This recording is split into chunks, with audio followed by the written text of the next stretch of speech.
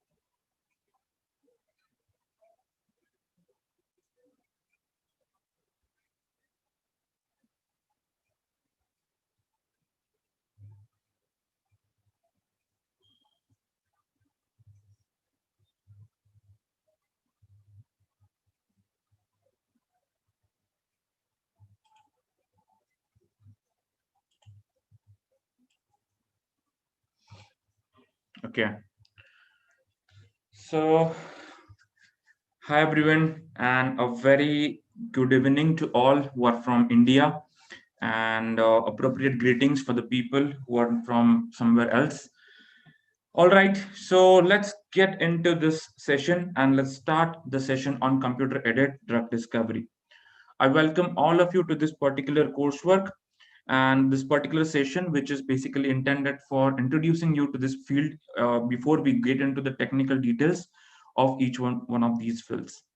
So let's start this session on computer-aided drug discovery and design. My name is Jitesh Doshi, and I will be your instructor for this particular session, and we'll learn more about the course going forward. The first session of this particular today's agenda is going to be an introductory part to get yourself up to the speed of what these processes look like, what are the different components, and this is going to be common and being viewed by many people. And later at the second half, we will be continuing with our coursework with some practical demonstrations for the people who have registered for the course. In between, I'll be introducing you to this particular ecosystem of how these courses work, what are the different things which are offered, and how we can make best use of this. So let's get started and let's start understanding this particular concept a little bit at the basic level. Before we begin understanding the computer-aided drug discovery itself, let's just start with the very basic thing. What actually is a drug? I'm sure that most of you already know this concept, what makes a drug or what actually is a drug.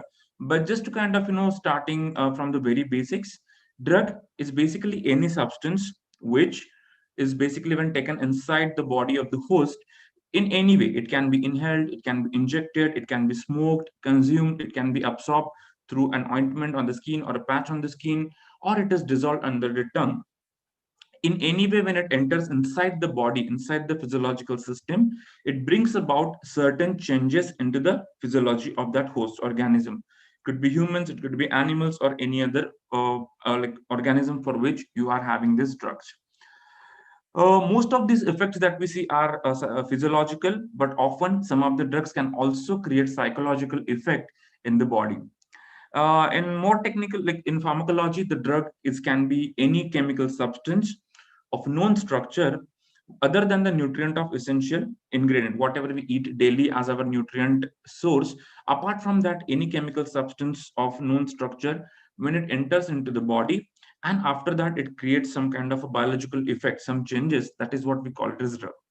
Why do we need the drug? Of course, we need it for many reasons. We need it to treat or cure certain diseases that are prevalent in the society. We need it to diagnose certain diseases. We need to kind of prevent them from happening in future, or in general we need these drugs for overall healthy well-being of every humankind and all other organisms which are living over here. And the process of drug discovery essentially is finding such compounds, such chemicals, which are going to be drug. So in this introductory session, we'll get up to the speed of what are those properties, what makes a compound a good drug, and how computers are helping us in developing these drugs faster and in a more efficient manner. So let's look at the overall timeline. How does the drug gets into the market? There are so many drugs we eat on a daily basis for some or the other reason. It can be for a very simplistic thing, as common cold or a little bit fever. It can be for some very serious disorders like cancer or any other disorder. So before this comes into the market in a form of a tablet or a syrup or a powder or any other way, these molecules or these drugs have gone through a series of experimentation, studies, validations, tests before they hit the market. If you look at the overall timeline as well as the things that happen during the drug discovery, it all first starts with the basic research. Basic research stages involve essentially understanding of the disease. For whatever disease you want to create a drug, we try to understand the disease. We try to look at the mechanisms which are causing the disease. And this is basically done by the basic biologist or experimental biologist who work hard for years to understand the disease mechanism. And this stage usually is open ended. There is no fixed time how much time it will take to understand a particular disease. Once we know the mechanism of the disease, once we understand how a disease being caused, what actually is the molecular mechanism, then we enter into the discovery phase. The discovery research is basically where we will be mostly focusing on in this course, that is computer aided drug discovery. So discovery research basically deals with understanding of selection of various kinds of compounds, various molecules, various therapeutic agents, which can be potentially used as a drug. So during this discovery phase, a large number of molecules, a large number of compounds are studied in order to select the ones which can be used for a particular disease. And this phase can take up to 3 to 6 years depending on your disease, the complexity, the availability of the molecules, etc. Once some certain number of molecules are selected from the discovery research, then they enter into the development phase where they will be going through various types of clinical trials. Before that, they will also have some pre-clinical trials.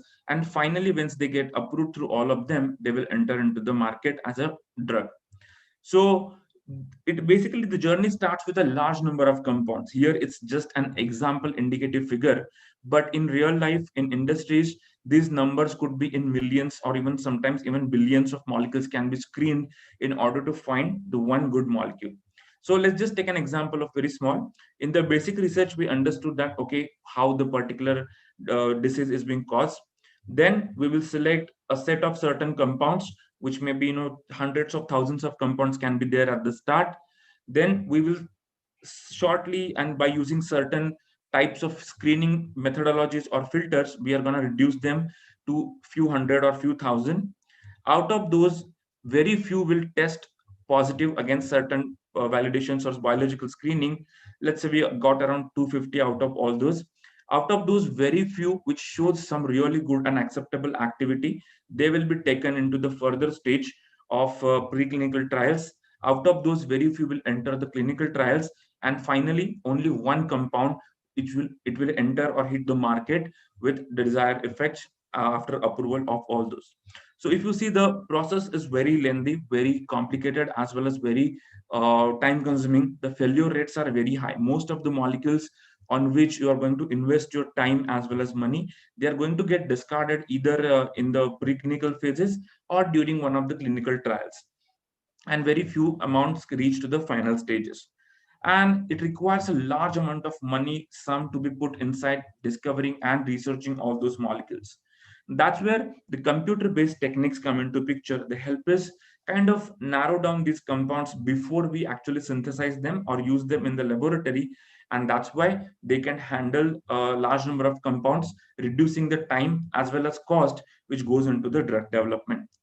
So if we have to just understand, why do we need to go for computer aided drug discovery? What is the differences from the conventional way, and why we should learn about this technique which are now more prevalent into the drug discovery industry?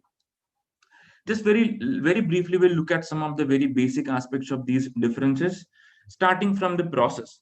If you look at the process of conventional approach of drug discovery, it was rather trial and error based. You had certain possible compounds, You could use various kinds of model systems, maybe animals, cell lines, etc. And then you would try different types of compounds, see which work, and that would be lots and lots of experiments to reach to the few compounds.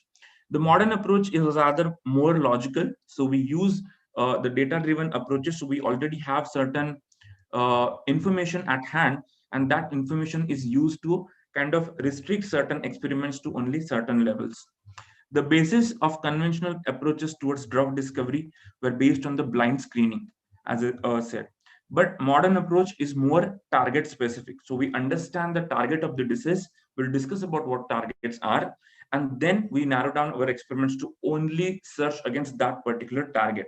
So again, our experiments are more focused towards a certain potential targets rather than blind screening on all possible targets in the model system.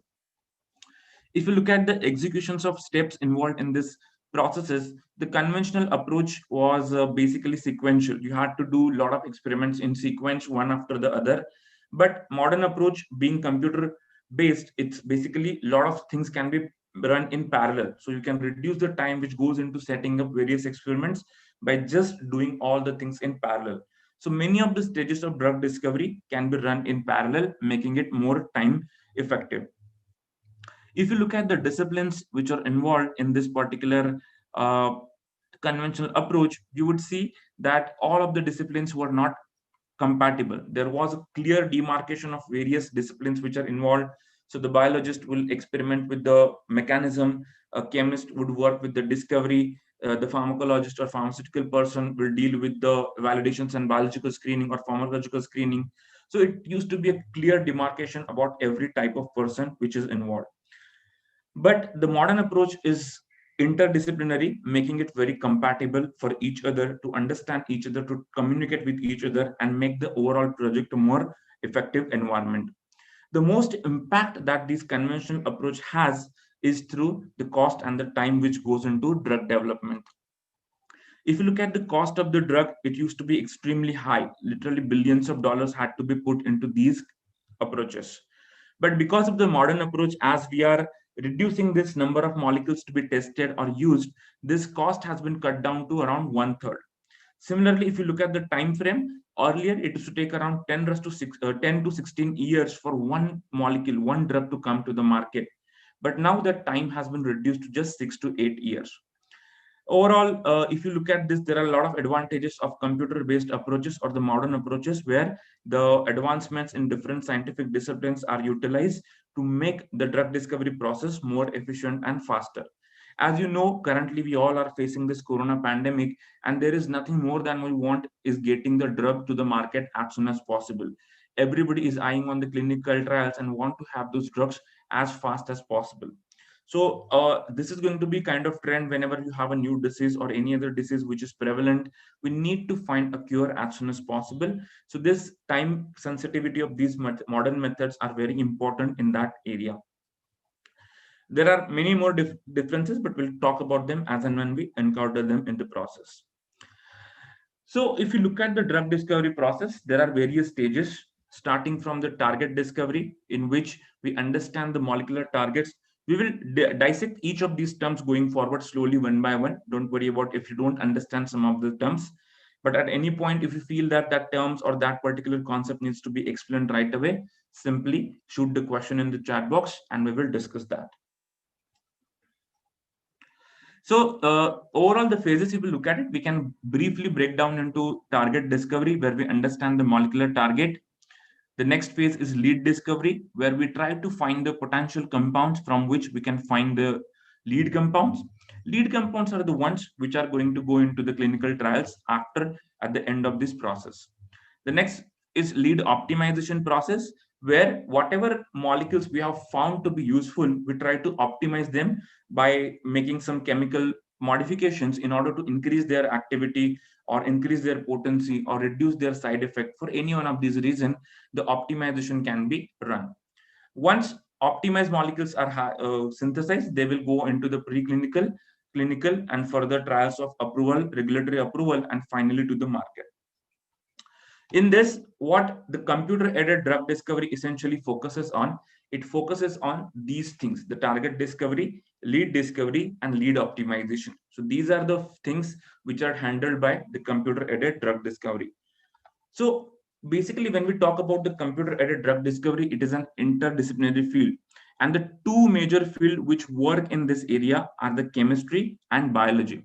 Because the drugs are the chemical systems, the chemical entities. So usually the people from chemical background, the pharmaceutical chemistry or other kind of regions, they will be contributing towards understanding of these molecules further, while these molecules are actually going to interact with the biological system.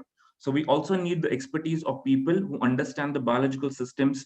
How does the gene expression happen? How are proteins formed? Are there any mutations? How do they function? What are the biochemical pathways that they're involved in?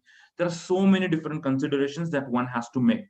So the field of the computational field which deals with the biological information is referred to as bioinformatics, and the computational field which deals with the chemical information is called as the cheminformatics. And the computer-aided drug discovery is at the overlap at these two. We want the information and data from both of these fields to be integrated together to understand the interaction between the chemical entities and the biological system. That's what the computer-aided drug discovery is trying to do here. So bioinformatics mostly will deal with the target discovery and target understanding. Target is basically any biomolecule which we are going to use for pharmaceutical intervention. So those can be your protein molecules or genes, etc., from which we're gonna extract some information like what are their functions, are they directly involved in the disease, how are they involved, what changes happen into this which make them either unusable or overactive in certain diseases. So all those things will be understood in this particular approach. On the other hand, in the chemical approach, we will understand what kind of molecules could be useful for a certain type of activity. How can we optimize these molecules to get a better sense out of them? And finally, at the level of CAD, we understand the interaction, how these molecules that we have selected would actually interact with this particular biological system. What effects would they have? Would they be toxic in nature? Would there be any adverse side effects? So all those things actually are studied in the computer-aided drug discovery. So why CAD? Why computer-aided drug discovery? First of all, now we are all living in a digital age, and every type of scientific discipline is very much dominated by the computer sciences, because computers have provided so many different ways to do research and understand or discover new knowledge that they are not behind in any of the fields. Their application domain is almost everywhere. Similarly, in the life sciences or the chemical sciences, the computers are paving their way in much more significant manner than it was ever before.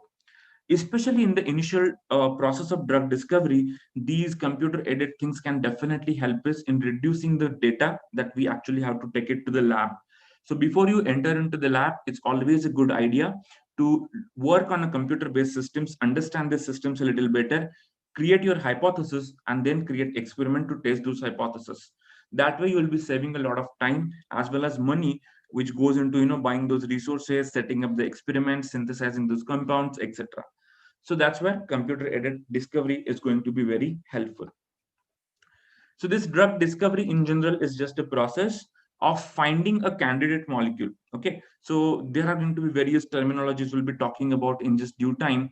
So these candidate molecules are not yet called as drug. They are called as hits or leads or candidates or potential drugs. Only after they get the regulatory approval, they will be referred to as drugs. We'll discuss the differences between these terminologies and at what stage we use which terminology. So this entire drug discovery is a process of identifying the candidate molecules for a certain disease that you are interested in. It takes into account many different aspects of the drug's nature, its chemical nature, the structure, its physical properties, the effect it has on the biological system. All of those are taken into consideration before we take that into any human volunteer. Now, often you will see the or hear the terminologies like computer-aided drug discovery, computer-aided drug design, computer-aided drug development. So these refer to different phases or different stages of this entire process. Discovery, as I told you, is a process of discovering a drug from various kinds of chemical systems or setups.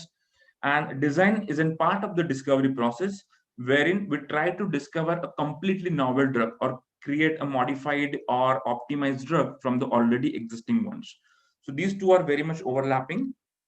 On the other hand, Computer-aided drug development is another very different and separate field, which allows us to, optimize or automate certain processes during the development phase. Like, for example, assignment of clinical trials, finding the correct volunteers for the trials, uh, doing the PKPD modeling, etc. That can be done in the development phase. Now, computers have been there in this domain for a really long time. It's not that they are just entering, but over the time, the involvement of these computers into the drug discovery domain has gradually increased to in a very significant way. Earlier, during the 1960s, when the people for the very first time kind of started looking at the drug target interaction in a very important manner or a very significant manner, that time the computers were supposed to kind of hypothesize that they could be really helpful if we could represent these interactions or study these interactions on computer. In 80s, late 80s, when the information technology development was happening along with other fields, lot of techniques like the databases, the automation, which help in the drug discovery area as well. As and when more faster computers came to the market, it facilitated us to do a experiment called molecular docking. We will study what docking is. It basically is a way of investigating the molecular interactions. So because of this, lots of faster computer, we could do this molecular docking experiments in a much efficient manner. And now we are moving towards the era where this more faster computers are allowing us to do the genomic based medicine or pharmacogenomics. They're allowing us to explore the relationship of genome to the drug response. They're allowing to explore our genome to find potential targets, etc. So computers are involved at various stages. We will look at what different roles that they play. When we look at the computer-aided drug design or discovery, there are two major approaches which are utilized depending on what information we have at hand. So there are two major approaches, the one of which is called as structure-based drug design approach or structure-based drug discovery approach, and another one is called as ligand-based drug design approach. The first one is also referred to as the target-based approach, so it can also be called as target-based drug discovery approach. So we'll discuss the differences between these two and when we can use which one of these methodologies.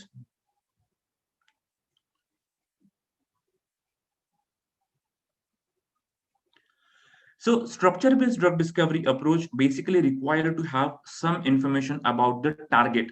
Okay, again, we will define the target, we will understand what makes a target, etc. So you need some information about the target which is available for your disease. And only then you will be able to go with the structure-based drug designing approach.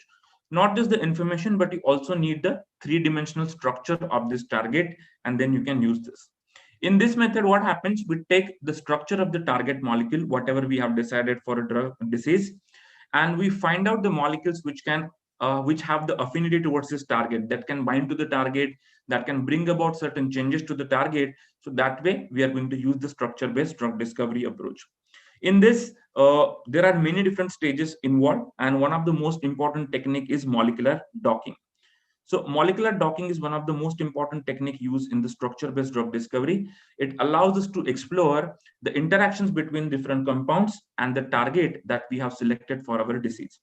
So these are the structure-based approaches because we need the structures of both our target as well as our drug. So both are potential drug, as you would say. So we need the structures of both to be able to understand the interactions between those. The ligand-based approaches are utilized when we do not have the information about the target. Either you do not know the target of your disease, or you know the target, but there is no three-dimensional structure of the target available. So how does this ligand-based technique works? They work on the principle of modeling. So there are various kinds of modeling techniques available which are going to be used in this process. So what information do they require? So whenever we say modeling, modeling needs some pre-existing information. So modeling works on the existing data. They create the model, and that model will be then able to use for further new compounds. So in ligand-based drug discovery, the important information which is required is some bioactive compounds. So whatever activity that you're looking for, at least some compound should be available against that activity already, either in the nature or in the drug industry or somewhere in the chemical domain. So by using this information of the bioactive compounds, the activity can be modeled by various ways. One of the technique which is utilized in the ligand-based drug designing is the pharmacophore modeling. Pharmacophore is nothing but that set of chemical features or electronic features which are available on the molecule, which are actually important for the biological recognition or biomolecular recognition. So, for example, if you have a certain molecule, then all of the atoms of the molecules do not interact with the target molecule. There are going to be certain types of atoms which will interact very strongly and positively with the target molecule. And the pharmacophore modeling tries to extract those features which may be important for the biological activity. Once we have this model, then we can use this model and apply it to the other databases that we have from where we want to find or discover the new drugs, or we can use this information to create new molecules with the similar features, etc. Similarly, there is another technique which is used is called SAR, or structure activity relationship. This is qualitative, but another form of this, which is called as QSAR, or quantitative structure activity relationship, that can also be utilized to find the activity of the compounds based on the model of that activity. So what we do in this particular thing, we collect a data set of certain molecules which are already known to have a certain activity, and we also have their the biological activities in the experimentally measured form. By using this data, we create a mathematical model, a quantitative model, which can help us predict the activity of new compounds and find out whether any of the new compounds have the desired activity or not. So that approach is called as ligand-based drug discovery approach. So these two are the most common. There are few things like, for example, pharmacophore. There are two types. One is structure-based, which can be used over here in the structure-based drug designing. There is a ligand-based pharmacophore, which can be used in the ligand-based drug designing. QSAR can also be used in both things. It is not exclusive to this particular thing, but it can be used in both of these techniques. Okay. Okay, let's take a question. The question is, where can we get these pharmacophore models? So pharmacophore models, we don't get directly, we have to generate them. So if we have to collect the data, I'll give you an example. Let's say your aim is to develop a drug for a protein. Let's say we have selected one kind of a protein, let's say MAP kinase, for example. So we know that MAP kinase is a protein which is involved in the phosphorylation of many different proteins. And sometimes in certain specific types of cancer, this may get overexpressed. So for example, your aim is maybe to inhibit this particular molecule, but you don't have information about its structure. So what can you do? So you can collect all the compounds which are already known to inhibit it. So there will be some compounds which show the desired activity. Now, this activity can be anything. It can be specific to MAPK. It can be specific to the type of cancer that you're looking for anyway. So you will basically collect a number of compounds which share the same activity. And then you will submit these molecules to the software, which can generate this kind of model. So for example, we have a software called Pharmagist, which is an online free server, which can be used for this process. There is a downloadable commercial software called Ligand Scout that can be used to generate the pharmacophore model. So when you submit this data, these softwares will generate the pharmacophore model for you. And then you can use this model in many ways, either to screen the database, either to screen your own libraries, or to generate the new compounds in this process. Okay. So we are going to start focusing on structure based more, because that is one of the most important and widely used technique. And we'll talk about different stages. What do we need? What information can be used? Which type of softwares are available? All those things we will learn in this due course. So before that, let's just set our basics, some of the basic foundational things that we need to understand before we start any drug discovery study. So when we talk about diseases, the diseases can be of many, many different types. They can have very different types of mechanisms. Some of the most common mechanisms that we see in a disease are as follows.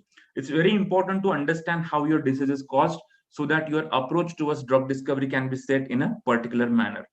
So there are certain diseases which are called as infectious diseases. So these diseases are caused by pathogenic organisms. They could be bacteria, they could be viruses, they could be some other smaller organisms, etc. So in this, what care we should take when we go for drug discovery? We should take care that, okay, the target that you're choosing, let's say, for example, target.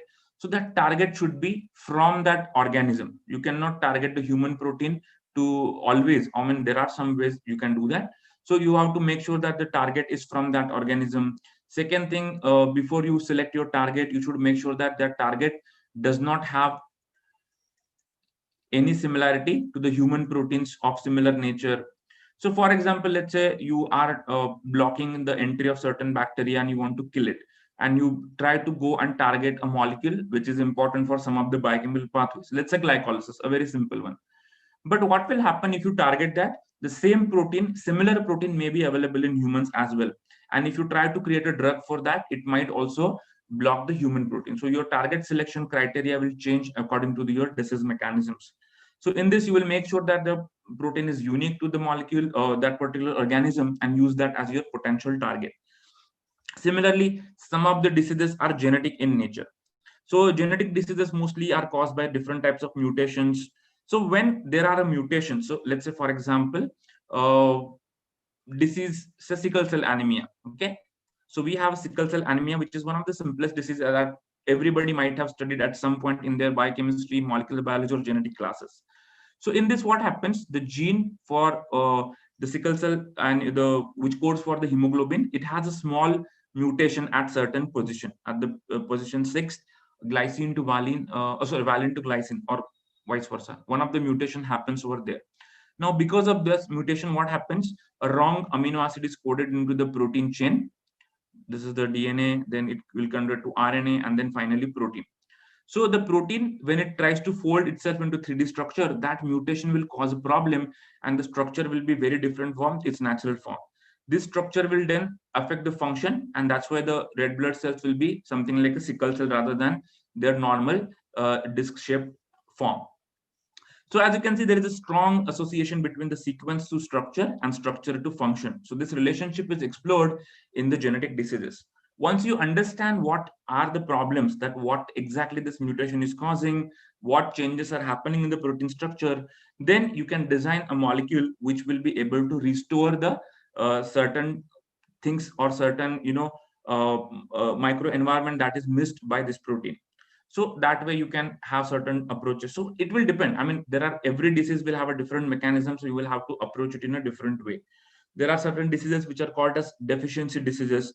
Of course, they can be automatically, like very easily filled with the supplement of such nutrients or replenishing them through external resources, etc. There are some diseases which involve injuries or normal wear and tear of our human body over the age. So each of these have a different way of causing, and accordingly your approach, the initial approach would differ. Like how do we go about finding the correct target for these diseases? Now that you have said this, that what kind of disease it is and what is happening here, the next thing is how these different types of drugs work. What are some of the common mechanisms by which drug actually work? That will help you understand why we need, very large number of properties to be calculated and etc. So there are many drugs which work with, for example, a competitive inhibition or competitive binding. So many of the drugs, as we know, they target some kind of a protein in the body. They can be enzymes, they can be receptors, they can be transport proteins, they can be some other channels, etc., a potassium channel or calcium channel, etc. So when you have a molecule which has higher affinity towards the enzyme, let's say, than its natural ligand or natural substrate, so that will cause the competitive inhibition and the protein will not be able to function. So if it is not able to function, it will stop the further reaction or further biochemical pathways which will do the things that we need. So for example, let's talk about some of the antiviral drugs. What they do, they target a protein called, for example, it could be a protease or integrase from the viruses. So when we take the drug, that drug molecule goes and binds to this particular protein and does not allow it to function further, which stops the growth of those particular organisms and treats a particular disease. So that can be one of the mechanisms.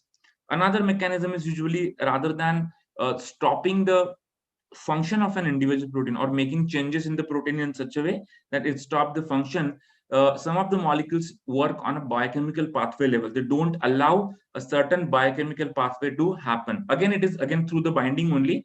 But here what happens, let's say, for example, for a certain biochemical pathway to happen, first protein needs to talk to another protein, and only then it will happen. So what these drugs do, they go and bind to one of these proteins in such a way not to make the changes to their structure, but so that they are not allowed to talk to each other. When this happens, this biomolecular association is disrupted, the further reactions will be stopped, leading to the desired effect of the drug. Many times the drugs can also activate a molecule. So especially when we have a loss of function mutation, so LOF mutations are there, which cause the loss of function in a protein. Because of those mutations, these proteins lose their function. So by using some small molecular compounds, we can restore that function, normal function of the protein, and then reduce the symptoms of the disease. So when you are designing your project, you have to look for all these possibilities and understand which way would be better, how the target is it involved in any important other properties. So all of this we have to look before you design a drug molecule. Now, when we talk about the drug, as I told you in the very first day, the drug has to follow a large number of properties which are very important. And that's what makes it a very difficult and complex study to be performed. It is a very multi-stage study, requires many different types of experimentation, and that's why using some an initial analysis could be very helpful. So when you say a drug molecule, when you say that I want to design a drug against a certain disease, then it has to follow that particular molecule, that particular compound. It has to follow a large number of properties which are important for it to be a drug-like molecule. And these properties are need to be there, otherwise those molecules will not be useful. So what are these properties? The very first and foremost is, of course, activity. The drug should be active. What it means is, so for example, if your target is a protein, the drug molecule should have the affinity, very strong affinity towards the target, such that it can go and bind and bring about the necessary physiological changes. So this activity should be there, which comes from the affinity, which comes from the intermolecular interactions. So in the computer, we can study this. Second thing, the molecules that we are supposedly going to use as a drug, they should not have any side effects, and they should be selective. So they should only bind to the target that we have selected. So what happens, most of the side effects that we see in a drug molecules, they are because of the cross reactivity or non-selectivity. So what happens, let's say you have decided that protein X is your target. So of course your drug will bind and do this action. But the thing is, this molecule also may have affinity to many other proteins in the body. So when such thing happens, these molecules disrupt the normal functioning and they cause certain side effects in the body. So your molecule should be selective enough to only focus on this particular target that you have selected. So selectivity is another property is expected from these molecules. The next important parameters that a drug molecule has to possess is good ADME characteristic. A here is absorption. That means these molecules should get properly absorbed into body. D is for distribution. That means these molecules should be properly distributed across different tissues in different parts of the body through blood or plasma. M is for metabolism. These should get properly metabolized or not get metabolized. Their metabolism should not affect the functioning of the drug, or the metabolism of those molecules should not produce any toxic byproducts in the process. And E is for excretion. So it should gradually get out of the body through excretory mechanism. If it stays and accumulates, it will be very toxic to the body. So the molecules should also possess these properties if it has to be used as a potential drug. Going forward, another important properties that the drug molecules should have is the proper solubility and stability. Solubility is important because it is going to be in our body, in the aqueous environment, is going to travel, it is going to get dissolved in many different liquids, different parts of the body, and it should be stable so as to not get degraded by extreme environment. So for example, when we take a drug orally, the first environment that they face is the stomach acids, which are highly acidic. The pH can range from 1.4 to around 2, 2.4, etc. So these molecules should be proper, stable, and soluble at this pH, as well as when they will enter inside the cells, they will encounter the pH which is physiological, 7 or 7.2 or 7.4 at different locations in the body. So at both these pH for entire range, they should have a proper solubility and stability. The next is bioavailability. So molecules that we are going to choose as potential drugs, they should have a good bioavailability. Now, what is bioavailability? When we take the drug, it has to face so many things. As you know, it has to first face the stomach acids and get absorbed there. Then it has to enter inside the cell, inside the body through our lumen or intestines and get inside the bloodstream. From there, they will get distributed. After that, they will reach to the liver and get metabolized by many metabolized enzymes there. After all those things, some of them may be effluxed out of the system. So after all these processes happening, whatever actually is available, whatever concentration of the drug which remains available for the function, that is called as bioavailability. So in this entire process, some of them will get transformed, some of them will get destroyed, and whatever is available, that is bioavailability. So that should have a good bioavailability. The molecule should not cause any toxicity of its own, or even if it's getting metabolized, it should not cause any toxicity of the byproduct. Then the next important thing is the blood-brain barrier permeability.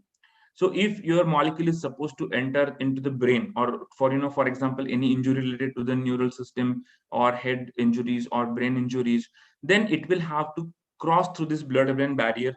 As we all know, our normal blood flow or the circulatory system, when it reaches to the brain, it has to cross through a certain very highly selectively permeable membrane, which is called as blood-brain barrier. It only allows certain very important nutrients and molecules only to go inside the brain, because brain is a very sensitive tissue, so it cannot allow everything to go inside.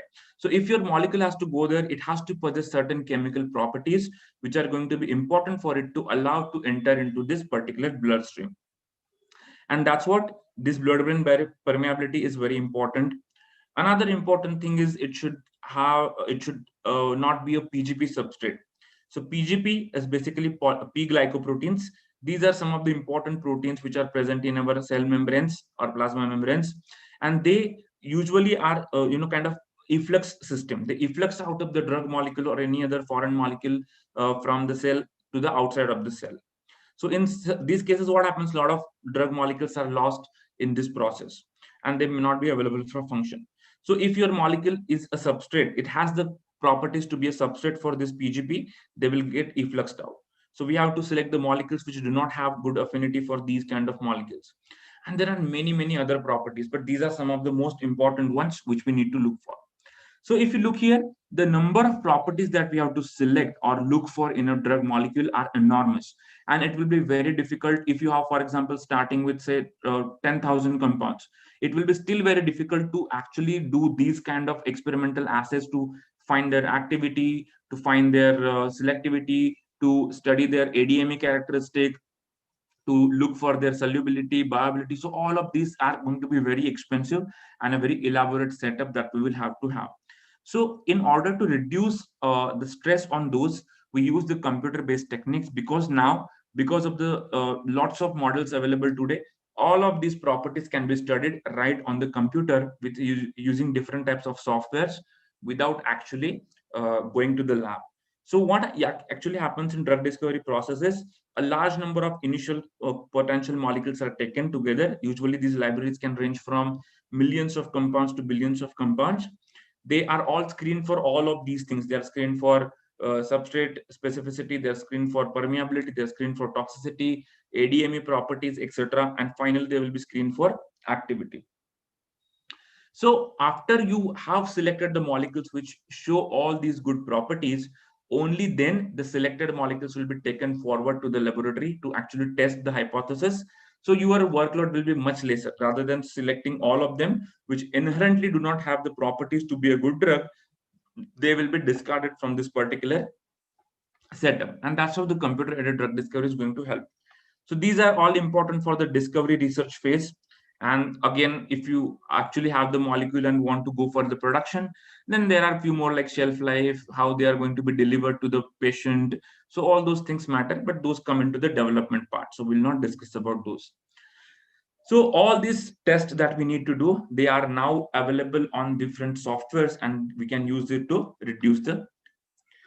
So now that we have kind of got some basic idea about what these things are, what things we need require in a drug, let's start studying and looking at this particular process of drug discovery through step-by-step process, like which are the stages, what happens at each stages, what type of data is required, and how it is processed through computers. Before that, let's take a question that we have here. Uh, when we have to screen a library of molecules against a target, then what are the ADME criteria which we have to consider to select best ones? Necessary conditions other than blood-brain barrier permeability, Lipinski's rule. Okay, that's a good question. So the question here asks that when we are looking for the ADME, what things are important? So ADME, or absorption, distribution, metabolism, and excretion, for each one of these stages of pharmacokinetic distribution of the molecules in the body, different types of chemical properties have been deemed to be very important. So for example, for the absorption into the body, the solubility, the aqueous solubility of the molecule, and the lipophilicity for distribution is also important. So those two are calculated. For metabolism, proper metabolism, the affinity of the molecules for various metabolic enzymes is predicted, and that information used to understand the proper metabolism. Then for excretion, there are properties like polar surface area, solubility, active transport. So these are some of the important properties which can be calculated for that particular thing. So we'll see some of these properties, list of these properties going forward. So there is a huge list of these properties which we calculate, especially for the ADME studies, and then make a collective decision whether the molecule has a good ADME properties or not. Of course, not every molecule has all the properties in the correct state or the required values. There may be one or two properties here and there, but they can be taken care of by other things. So let's go through the stages of first structure-based drug discovery. Let's understand which are the stages of structure-based drug discovery. How does it work?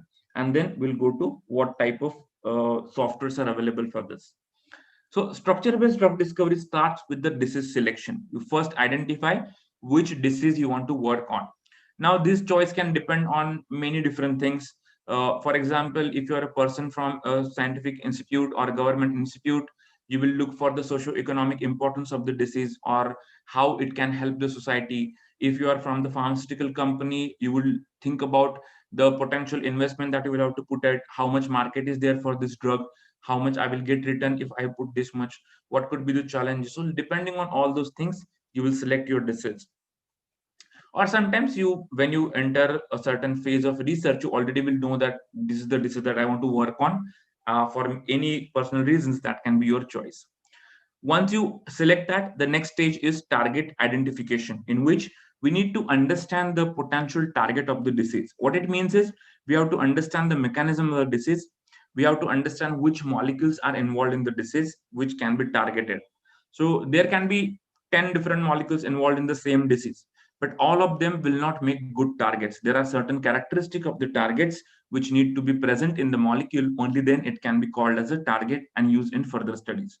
Now, these targets can be proteins or genes, etc. Right now, I'll just take an overview of the stages, and then we will enter into one by one and see one by one how these stages work.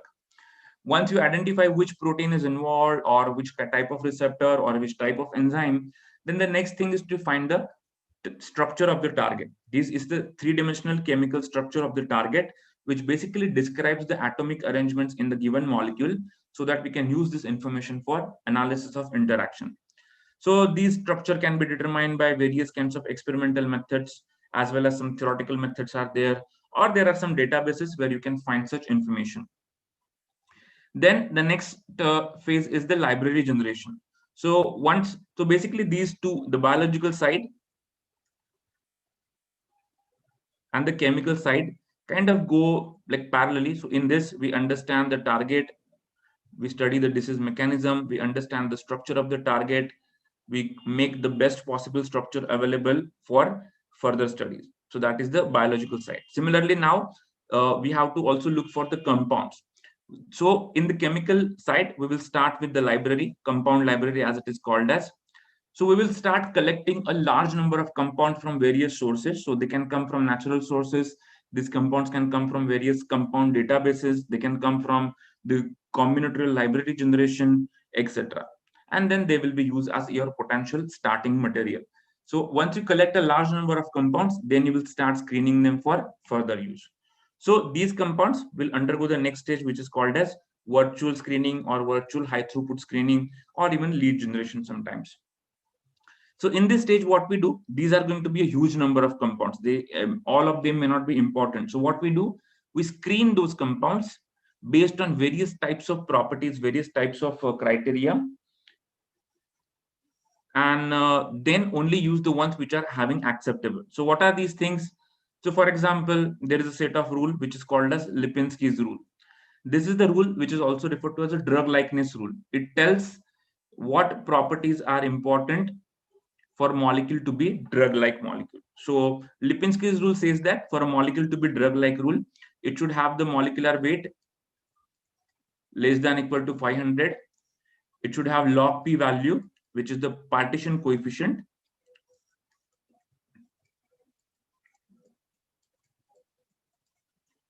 The value should be less than equal to 5.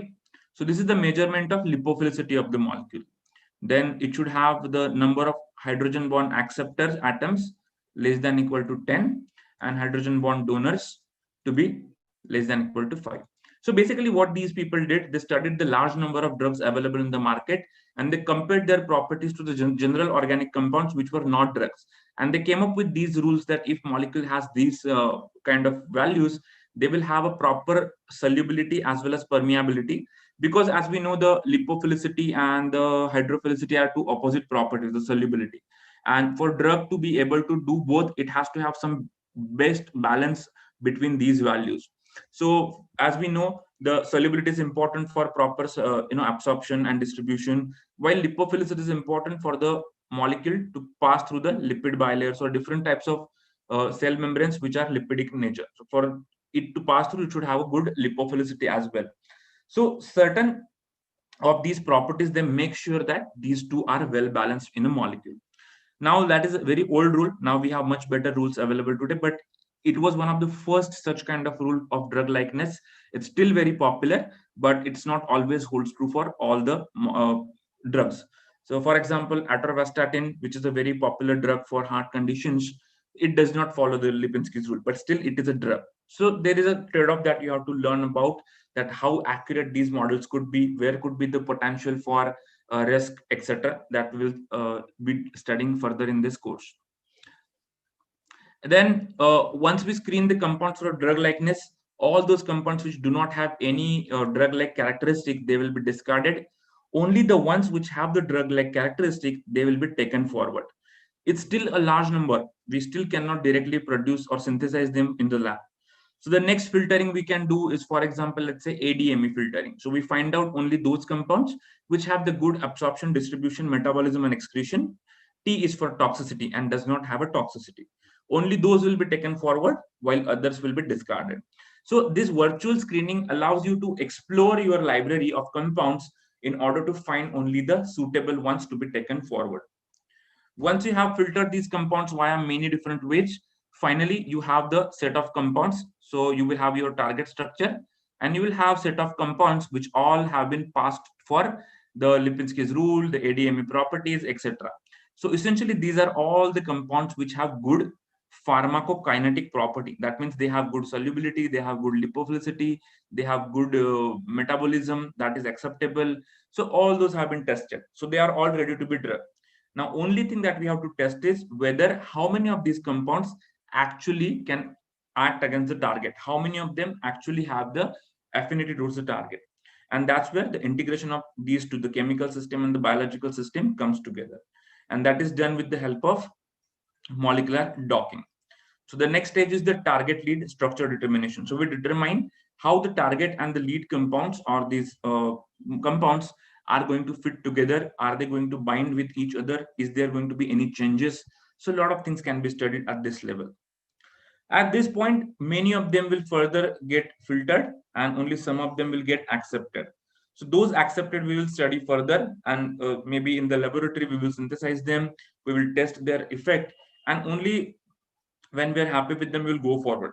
Usually it so happens that you may not get very high activity as you see on a computer. So you may have to come back to the computer, perform the lead optimization, that means make some changes, synthesize again, and then again test. So this optimization stage and this docking stage can be kind of done in cycle for several times. And then once you have the good number of compounds well optimized, they will then go for the further studies of viability and the clinical trials and all those stuff. So these are the stages involved in the structure-based drug discovery approach. Let's look at them now, some of the stages in little bit details, like what actually happens, where is the role of computers in all those things, and how we are going to address these questions into this particular scenario. Okay. So, okay, let's say we have decided on a disease. We have decided that what disease that we want to work on. The next thing is we want to find the potential target for that. Now, what actually is a target? Target is basically any molecule which can be utilized in the drug discovery project as the potential target for therapeutic intervention. That means the molecule that we are using as a drug, it is going to go and work against this target. The target should have certain characteristic.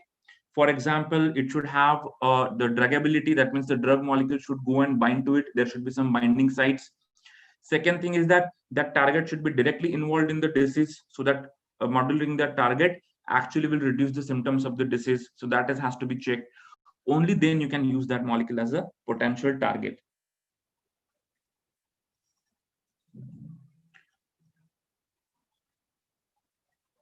Then majority of the molecules that we have today, most of the drugs that we have today in the market, almost all of them have the proteins as their target, because proteins are very easy targets. They are the final expression of the genes. They are the phenotype that we see from the genes. So basically, these can be targeted by the drugs easily because we understand their structures, we understand their functions, etc. But there are many drugs which can also directly act with the DNA or genes, basically, or nucleic acids. But those kind of drugs are very less, owing to their toxicity that they can cause. And second thing is low specificity. So DNA structure, for example, if you see, it's kind of a very like not the variation is not much there across the structure, just like proteins. So they can have low specificity. They can bind to multiple different regions on the genome, and that could cause a problem. Plus they have to have some very unique properties to be able to enter into the nucleus and act over there. So those kind of drugs are also there. So how can we find the targets? There are various types of experiments available to identify the targets. So we can perform those experiments. Like, for example, there are genetic polymorphism studies. There is gene expression analysis. Many types of experiments can be done. There can be literature in which some people might already have identified the potential targets. You can just work on each one of them and see which can be the best target. Then it can come from your own domain knowledge. If some person already has knowledge about that disease, you can get information from them about the potential pathways that can be targeted. Or there are some databases which give you recent information about what kind of targets are available for various diseases. So databases are basically online websites or servers which store the large amount of information in a very systematic manner, so that it is available and accessible to everybody all across the globe in the scientific community. So for example, we have this database called Therapeutic Target Database.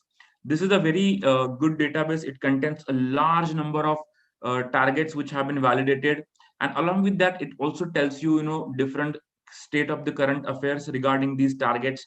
What is the current state of drug discovery? Whether are there any drugs available for the target? Are there any drugs currently in the clinical trials? Are there any drugs which are currently in the investigative or research phase? So all this important data about various targets is available here. You can search the database by the name of the target and see which diseases it is involved in. You can search by name of the drug and find out what are the molecules target, what are the proteins targeted by this drug. You can search simply by putting the name of the disease and find out which are the potential targets for a certain diseases. So that way you can search this database and find this information. So this is good for usually, when you are at the research phase, you want to do a project in a certain disease, you want to start your thesis work. That time you can use this information, because you will not have time and resources to perform the experiments to actually find the new target. So you can use the already existing targets, available targets, and try to make a new molecule for this particular drug. Similarly, there is another database called Drug Bank, which is a very unique bioinformatics and chemoinformatics resource. So it has lots of information about already available drugs in the market, as well as the targets of the drug. So it for already existing drugs, which potential targets are there, or which actual targets are there, this information is present in this particular database. The next stage is the structure determination. How do we get the 3D structure of the target? Whatever protein we have decided to be our target, how do we get to the structure of those? So again, there are various ways. First, you can start with the database search. There is a very popular database called PDB, or Protein Data Bank, which holds a huge amount of information about the biomolecular structures like proteins, DNA, RNA, etc.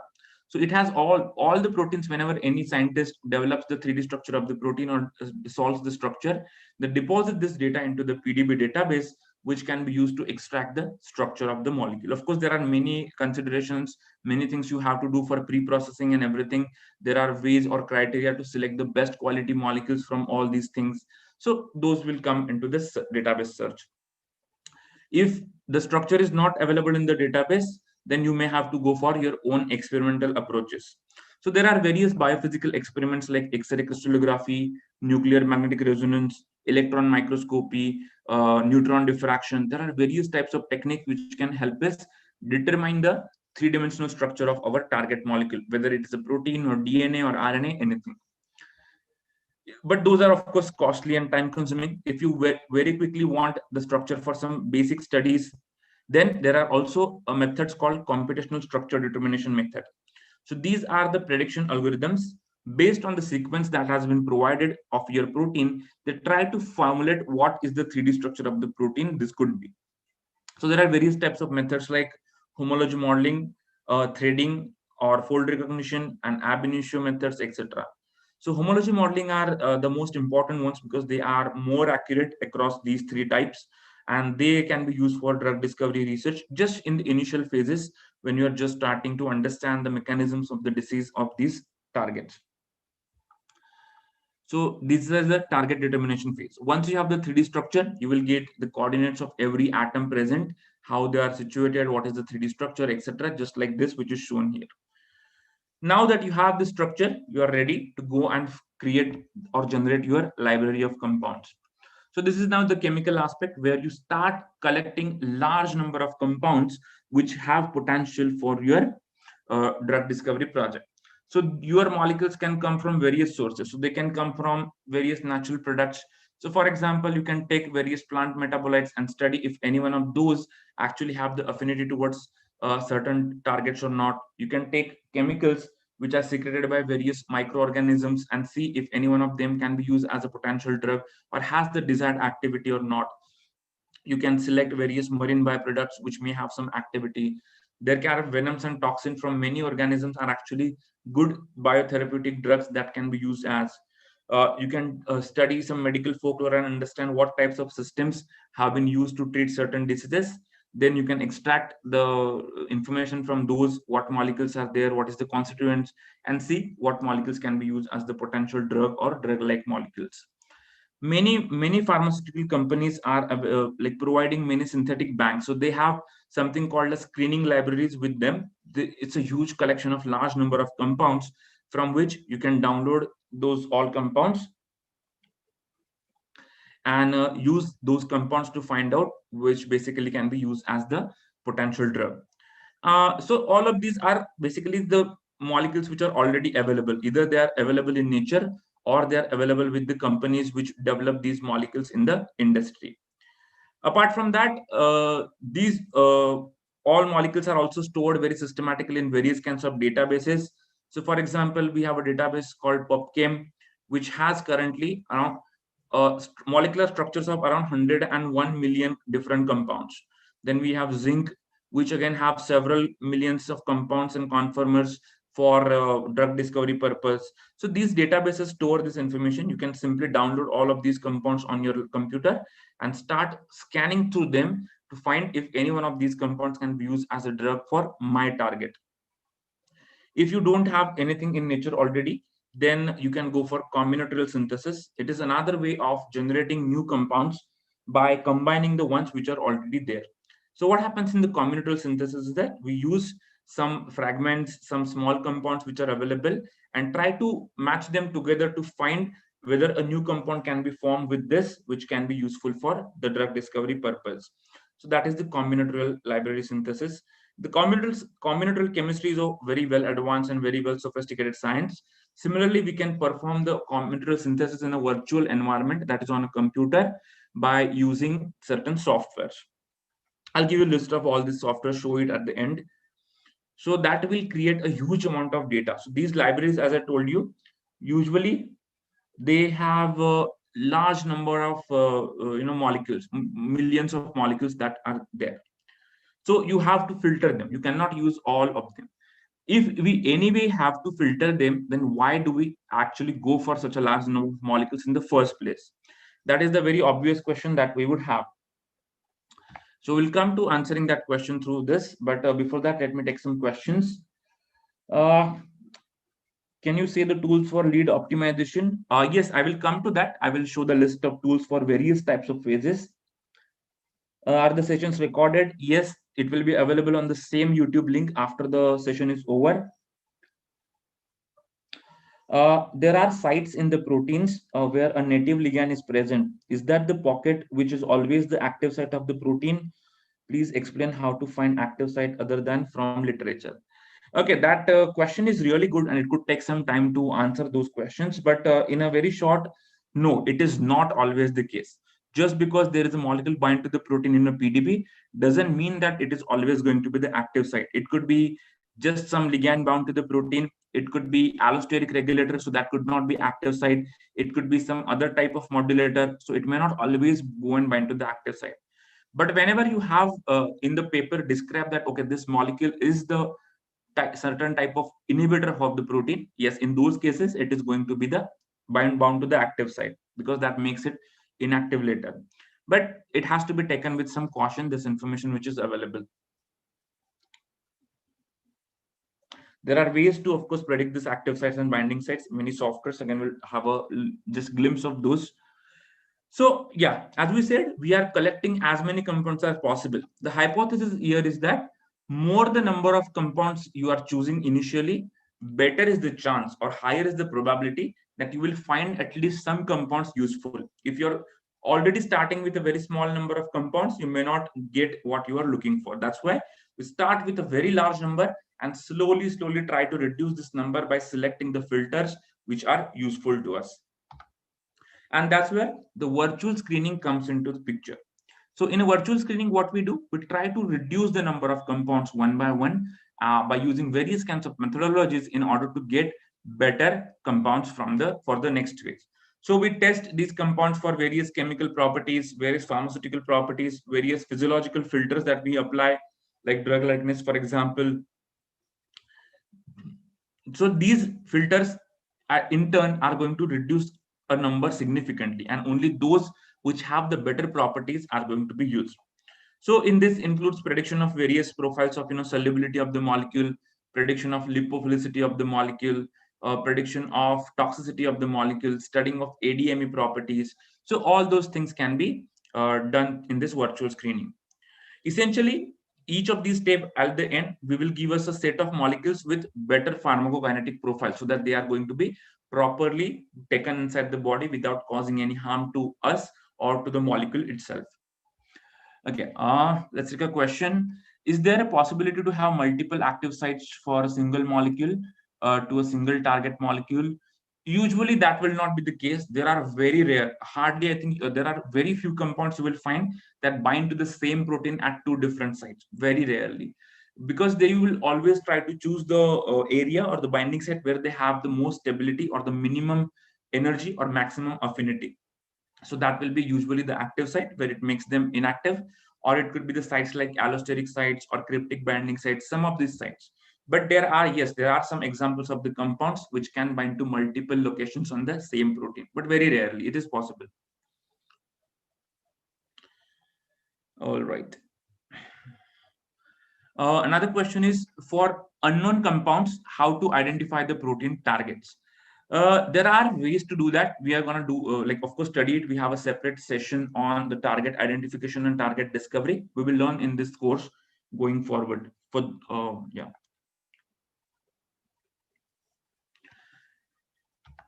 Okay. So what kind of filters are utilized and what they do for us in this screening procedure? So for example, the very first filter that we usually apply is called as drug likeness filter. Drug likeness, as I told you, it is basically a set of rules or set of properties which allows or which kind of separates the normal organic compounds from the drug-like compounds. They create or basically select the compounds which have a better solubility as well as permeability at the same time. So there are various types of rules like Lipinski's rule, Gauss filter, Weber filter. There are many types of rules developed by many people over the time which test for the drug likeness. So here, all those compounds which have improved solubility and permeation, they will be taken and others will be discarded.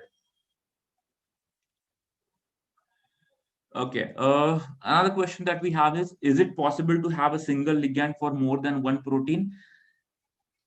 Yes, absolutely. In fact, the multi-target drugs are very common. Yes, yes. So this is basically called as the polypharmacology, where you have multiple targets targeted by the same compound. So that is possible, and it is actually a very active area of research where we are trying to target multiple proteins at the same time to get better efficacy or better potency of the molecules. The next filter could be okay. Let's come back to the filters. The next filter could be ADME filter, where we are looking for the better pharmacokinetic profiles. Then the next filter could be toxicity, where we already remove the toxic compounds, so we don't have to waste synthesizing them or allowing them to be present in the animal systems or other model systems. So there are certain ways by which we can predict or estimate to certain accuracy toxicity of the compounds. There are certain groups, certain functional groups have been identified which can cause toxicity, and those are identified over here. Then we can filter the compounds for their activity. So for example, by using QSAR models, we can estimate which molecules have the potential activity that we are looking for. It can be generic, let's say antibacterial or antimycotic or anti-cancer activity like that. Then docking is a very specific activity against the target. So in the docking screening, we are going to only select those compounds which show very high affinity and good binding to the target, and the ones which do not show good binding or very low affinity, they will be discarded. Finally, optionally, we can also perform the molecular dynamic simulations to further enhance our understanding of these molecular mechanisms, to understand what changes are done by the molecule to the protein, to understand what is the binding free energy of these compounds. So to do that, we can perform the molecular dynamic simulations. So these are the various types of levels at which we're gonna involve the drug discovery or computers for all of these, and finally find a very optimized good set of compounds which we can confidently synthesize in the laboratory or get them order or purchase and then study them in the laboratory.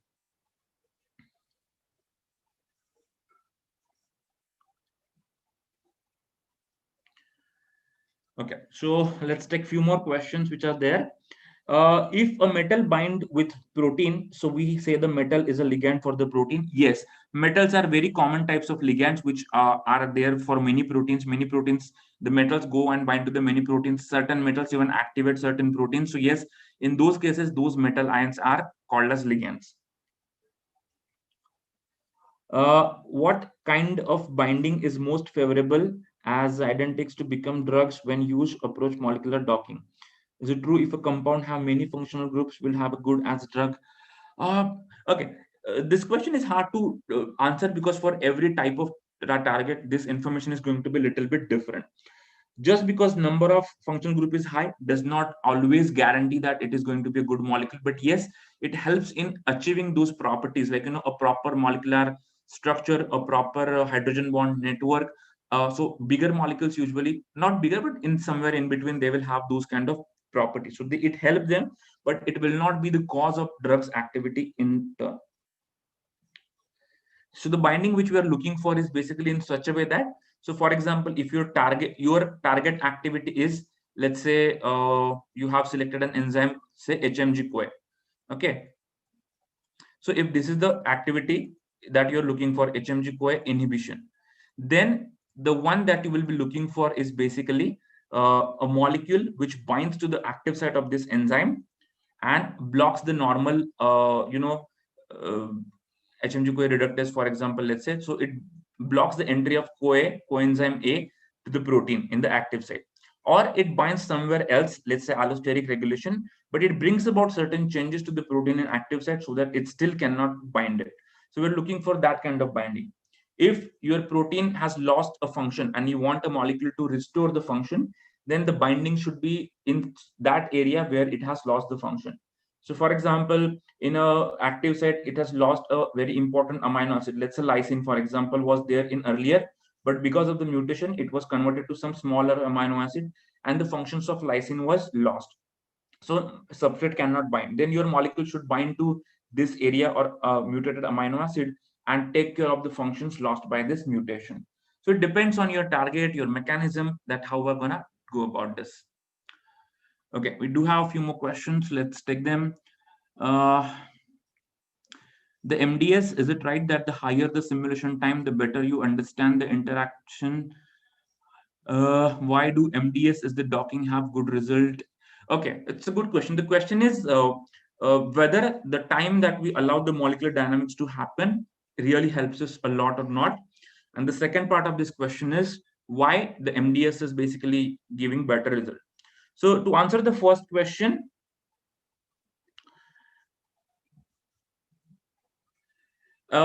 yes, if you allow the MDS to run for a longer time, you can explore more conformations and more the samples that you have. The calculation of the thermodynamic properties which are derived from the ensembles or statistical mechanics, like the binding free energy, they are much better. The average is basically more accurate. So running it for a longer time would definitely provide you necessary things, but it depends the aim. If you just want to see the effect, the changes in the protein, then you can run it for several hundred nanoseconds.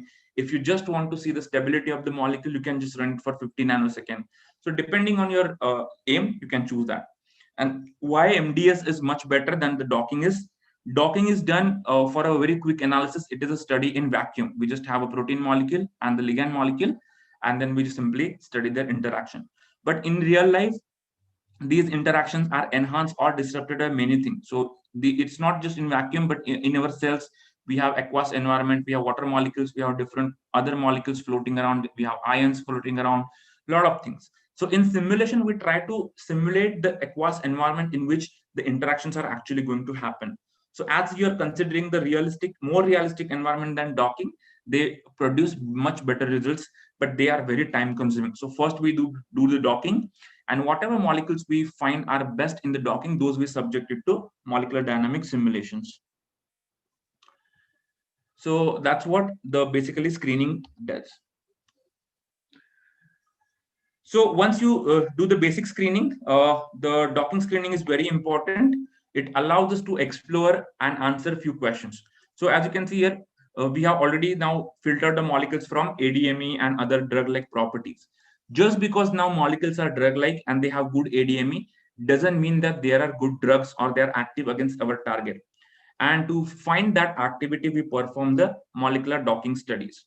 What happens in docking is it tries to answer two questions. First, given two molecules, will they interact favorably? Will there be a favorable chemical reaction between these two or not? That is the first question answered by the docking. And if it does, then what is the orientation or what is the conformation which maximizes the number of positive interactions happen between these two, which minimizes the total energy? The aim of the system is to energy minimization. Any natural system will try to minimize the energy so as to be more stable.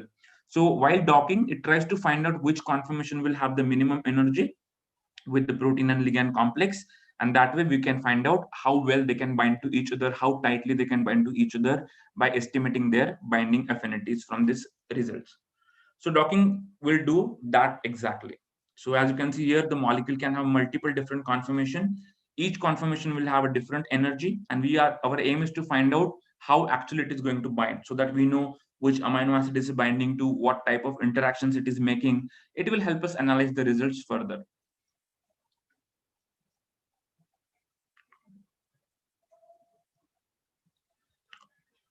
Okay, so we have a question in docking. Plant disease compound selection, is it possible or not? Yes, yes, absolutely, it is possible if you know the target. Now, the thing is, if you have like herbicides or fungicides, these are usually kind of very generic. Their activities based on some common principles and not any specific target. But yes, if you can select a specific target for a certain procedure or certain any kind of phenomenon, then definitely you can use it. There are many studies showing you the docking of plant proteins and molecules which are of these state. You can study those interactions. Now, another question is, can you tell please about Coleman charges to be added for docking? Okay, I'll come to that little later. Right now, it's not relevant. Okay, how do we know we are in the right track as we are following the admin rules? Okay, that's a really good question. How do we know whether the results that we get? Basically, the question pertains to how do we know that the computational simulations that we are doing are accurate or not? And that question will remain like that for certain time, because as we are using the prediction model, you would usually not know whether they are working or not unless you have some validation. So usually what we do, before using any of the step, we use the molecules for which we already have the known information. So before you test your own compounds, you test the compounds for which you already know from experiments, from literature, you already know those properties, and then ask the software to predict those properties. If it predicts it very well, that means it is working, or like at least we are going on a right track. If it is not predicting very well, then we need to focus on some other properties, or we may need to do some kind of parameterization to make it right, and that we can go ahead. But if there is no prior information, it will be difficult, and the only way to find out whether we are on the right track is intermittently after every stage takes few samples, few molecules randomly, and test them in the laboratory experimentally, and that way you can validate the results. So this is called as the validation, experimental validation of the hypothesis. So that way you will know whether you are on the right track or not. You don't always have to synthesize all the compounds, just few are enough. How do we predict the toxicity of the ligand? So toxicity of the ligand is predicted by the models called QSTR, or quantitative structure toxicity relationship. And these models can be used to predict. There are many tools available for that. We'll be discussing during this course, as you are anyways doing this course completely. So we'll be discussing all those tools.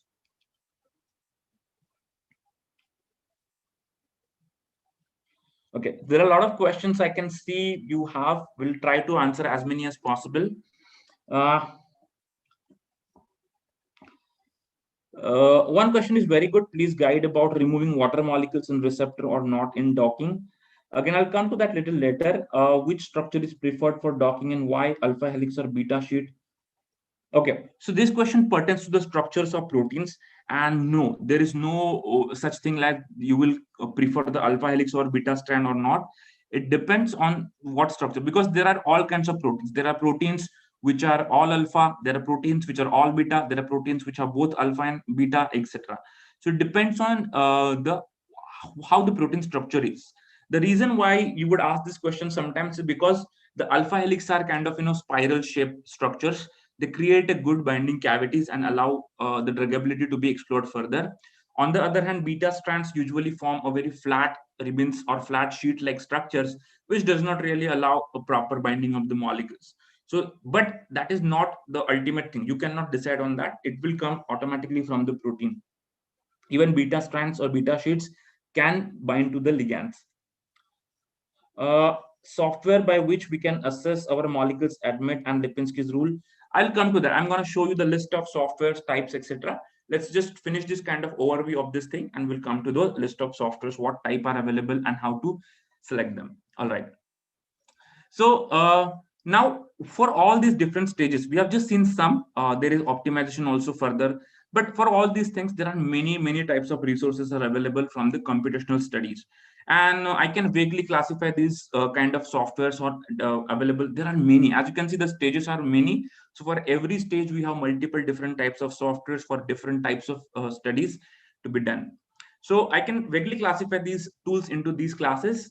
There are tools which allow this to draw and edit the molecules. So these are called as sketching tools or drawing tools, where you can create molecular structures, you can modify them, you can assess their basic properties, you can create their derivatives, etc. The next type of resources available are databases. Databases are community-based resources where a large amount of data from all over the world is stored systematically so that you can make good use of it for understanding and collecting your initial data. Then there are tools for library preparation, which can help us create numerous possibilities of molecular structures. Essentially, what we're going to do with the library is that we are going to explore the available chemical search space. We will talk about it, what actually it means. Then we have certain prediction tools. They can predict various properties like toxicity, lipophilicity, solubility, metabolism. So all those things we use some kind of predictions. So those come under the prediction tools. Then comes the molecular modeling. Molecular modeling or computational chemistry is a very important part of the drug discovery process. And these tools allow you to very appropriately represent your molecular structures on screen.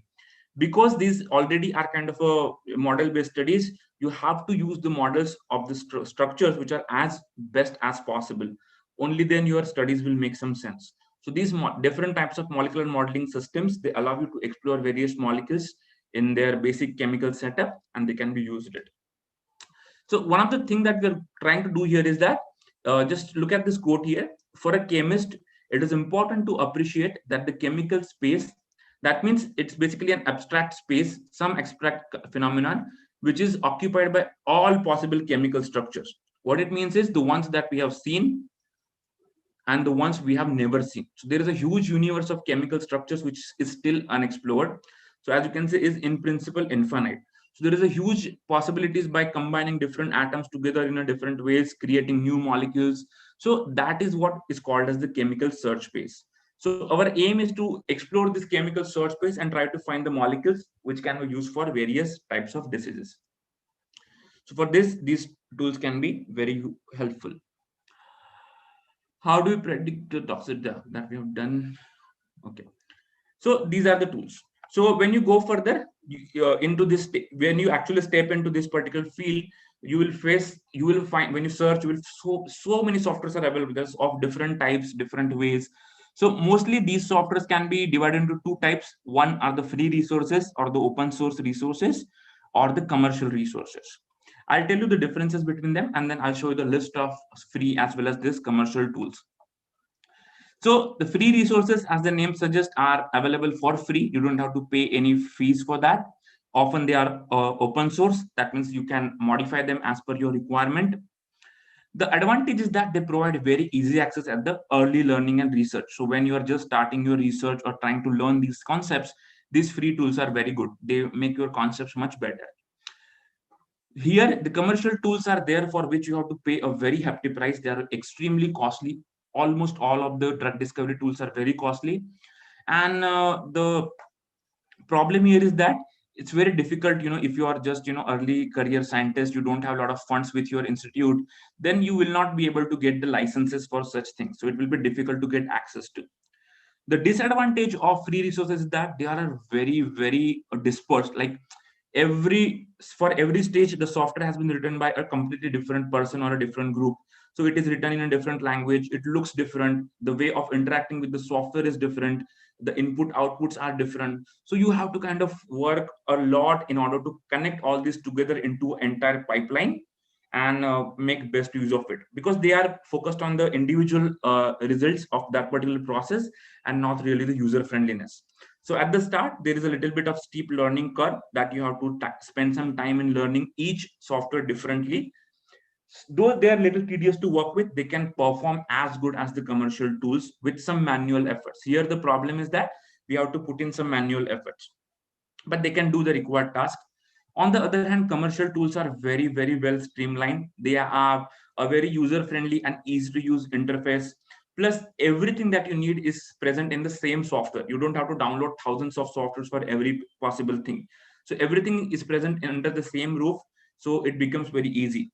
Every module looks the same, every module works the same. So it is very easy to learn. So you can very quickly learn these tools to use properly into the pipeline. So for example, we have a Schrodinger suite, which is a very popular for drug discovery. We have Discovery Studio, we have MedChem Plus, we have Chem Studio. There are so many, Gastro Plus, GastroSim Plus. There are so many different types of commercial softwares available, which can be used into the drug discovery. Now, when we come to the free resources, there are actually many. I'll just show you some of the list that we have chosen for this particular course.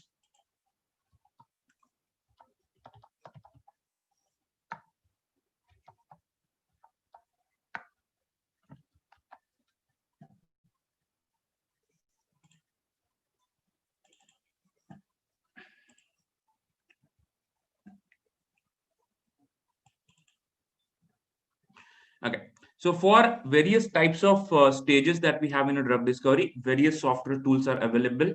So for example, in the online databases, we have databases like PubChem, which allows us to explore lots of different millions of molecular compounds and their structures, which are going to be used. Then we have PDB, which allows us to explore the biomolecular structures of proteins and DNA. We have database like TTD, which we have seen in the slide for targets. For performing these studies, we have various tools. So for example, for performing ADME analysis, we have a server called Swiss ADME, which is really good, one of the best in the free tools. Of course, there are better tools available in the commercial domain because they automate the workflows. But in the free, this is one of the good, which gives you everything that you need for your ADME analysis. Then Swiss Biospheres for optimization. So for lead optimization, there are various types of tools. One of them is called Swiss Bioisosphere. It allows you to do one type of optimization called bioisospheric replacements. Then for QSAR generation, you have online tool like OChem, which allows you to create as well as apply the QSAR models. For pharmacophore modeling, we have PharmaGist, Zinc Farmer, some standalone tools which are there for editing like Marvin Sketch. For file format convergence, we have OpenBabel. For Chimera is for protein structure visualization and processing. For docking, we have Autodoc, which is one of the most popular tool in the free domain for protein ligand docking. For combinatorial library generation, we have this SML. So the list goes on. For every type, we have a completely different. For modeling, we have this. For drug likeness, we have this. For pharmacophore modeling, for visualization. So for every stage, we have a different type of tool which is available out there. This is just the list of few of them. But if you really want to explore the entire list, what I would suggest is go to this website called Click to Drug. If you go to this website, it will explain to you the entire pathway of drug discovery. You just have to click on that particular stage, and here you have all kinds of things. So which databases are available, which representation softwares are there, which are for modeling. So you list of all available free as well as commercial software. Look at this list, is just ever growing. There's huge amount of softwares are available, and it takes some time to understand yourself which are good, or rather it's best to just go for review articles or publications and understand which have worked best in the past. So the list that I have shown you earlier are the selected based on the publications and the ones which work the best. But apart from that, there are these many available out there for various stages of drug discovery.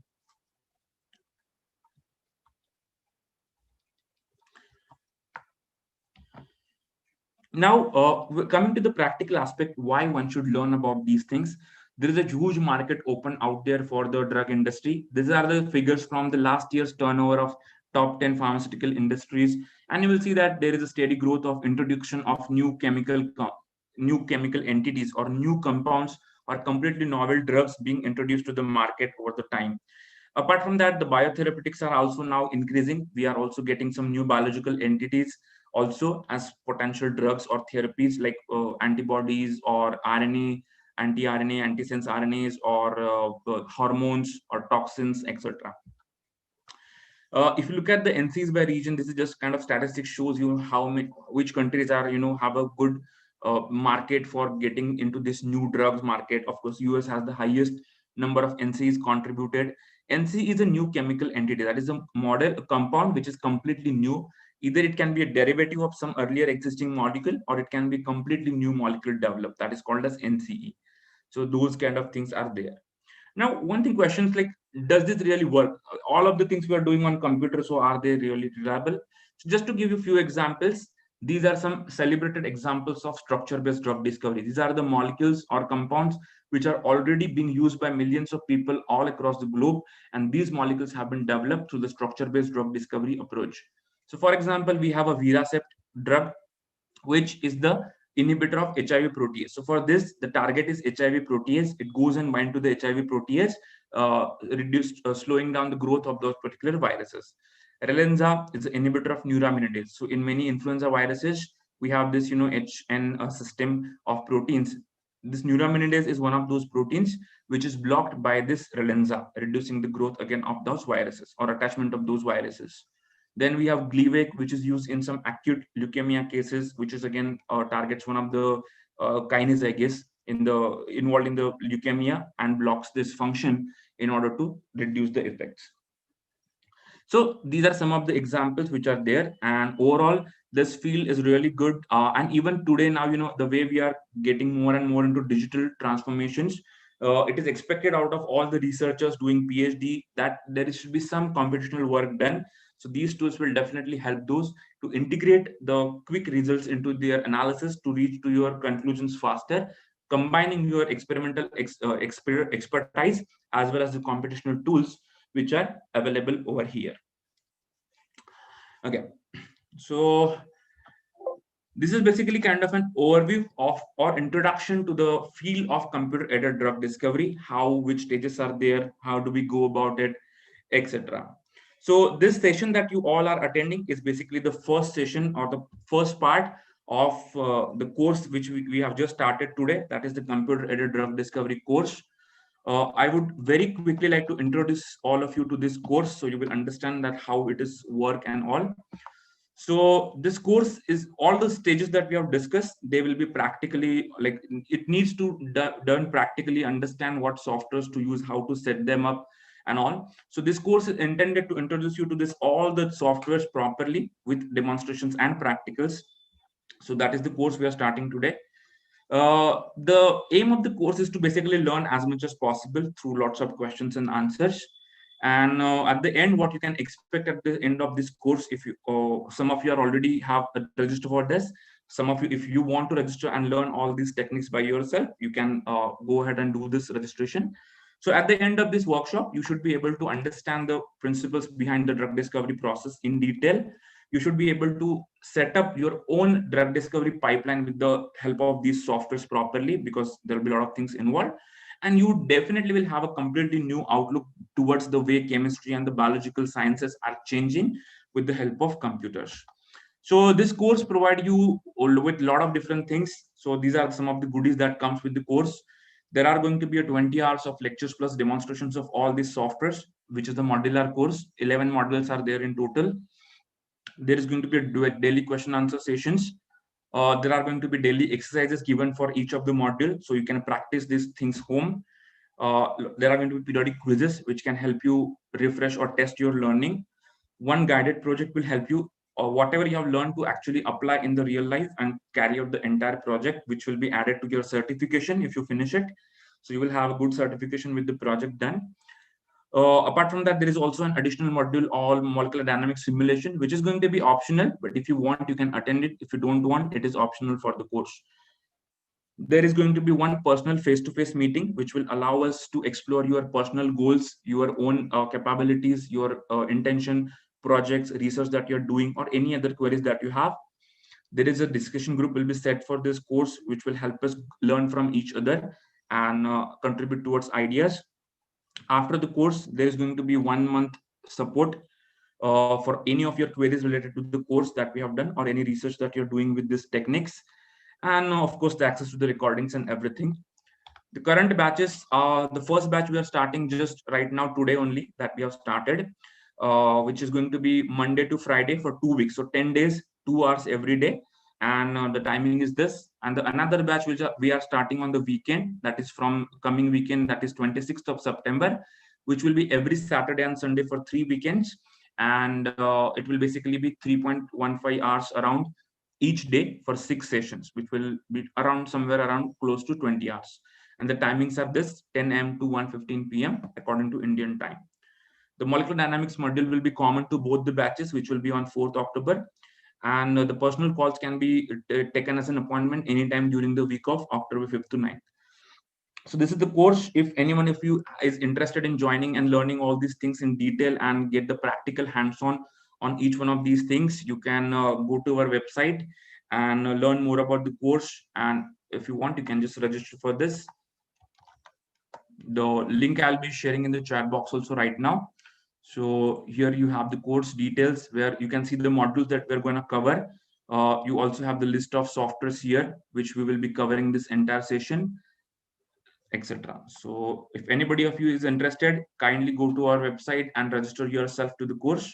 And you have the details about these batches. The fees are not much. These are the fees 2,500 Indian rupees or USD 35. Those who want, you can just go ahead and do that.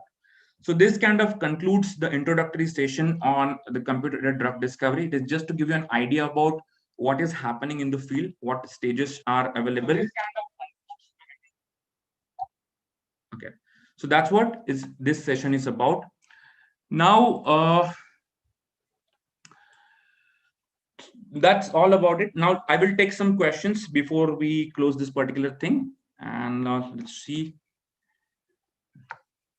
Okay, so we earlier had some questions related to the docking. Okay, so there was a question about what are the Coleman charges which are need to be added to the docking. So Coleman charges are just another type of a methodology or algorithm which can calculate different charges, partial charges present on individual atoms. Before docking, it's important to calculate the charges. Without it, interactions will not be possible to be calculated. So Coleman is one of the method which is available in the Autodoc tools or in the Open Babel software, from which you can calculate those very easily. But apart from Coleman, we have another charges like Gastiger charges are there. There are AM1 BCC based charges. So there are many methods, and usually most of them will have the similar distribution of charges across the atoms. Some may differ for certain types of atoms, but overall it will be similar. Which structure is preferred for docking and why? Alpha helix or beta sheet, that we have kind of covered. But which structure is that? The structure which is of very good quality, very good resolution. It does not have any mutations, no missing residues. There are some of the things that we look for in a PDB before we go for selecting it for the docking. There is some pre-processing is also involved. Software by which we can assess our molecules, ADMET and Lipinski's rule. So both ADME and Lipinski's rule can be done by the Swiss ADME software. For T, that is toxicity, there are other methods like Tox Alerts or TopCat. These are the softwares available for toxicity prediction.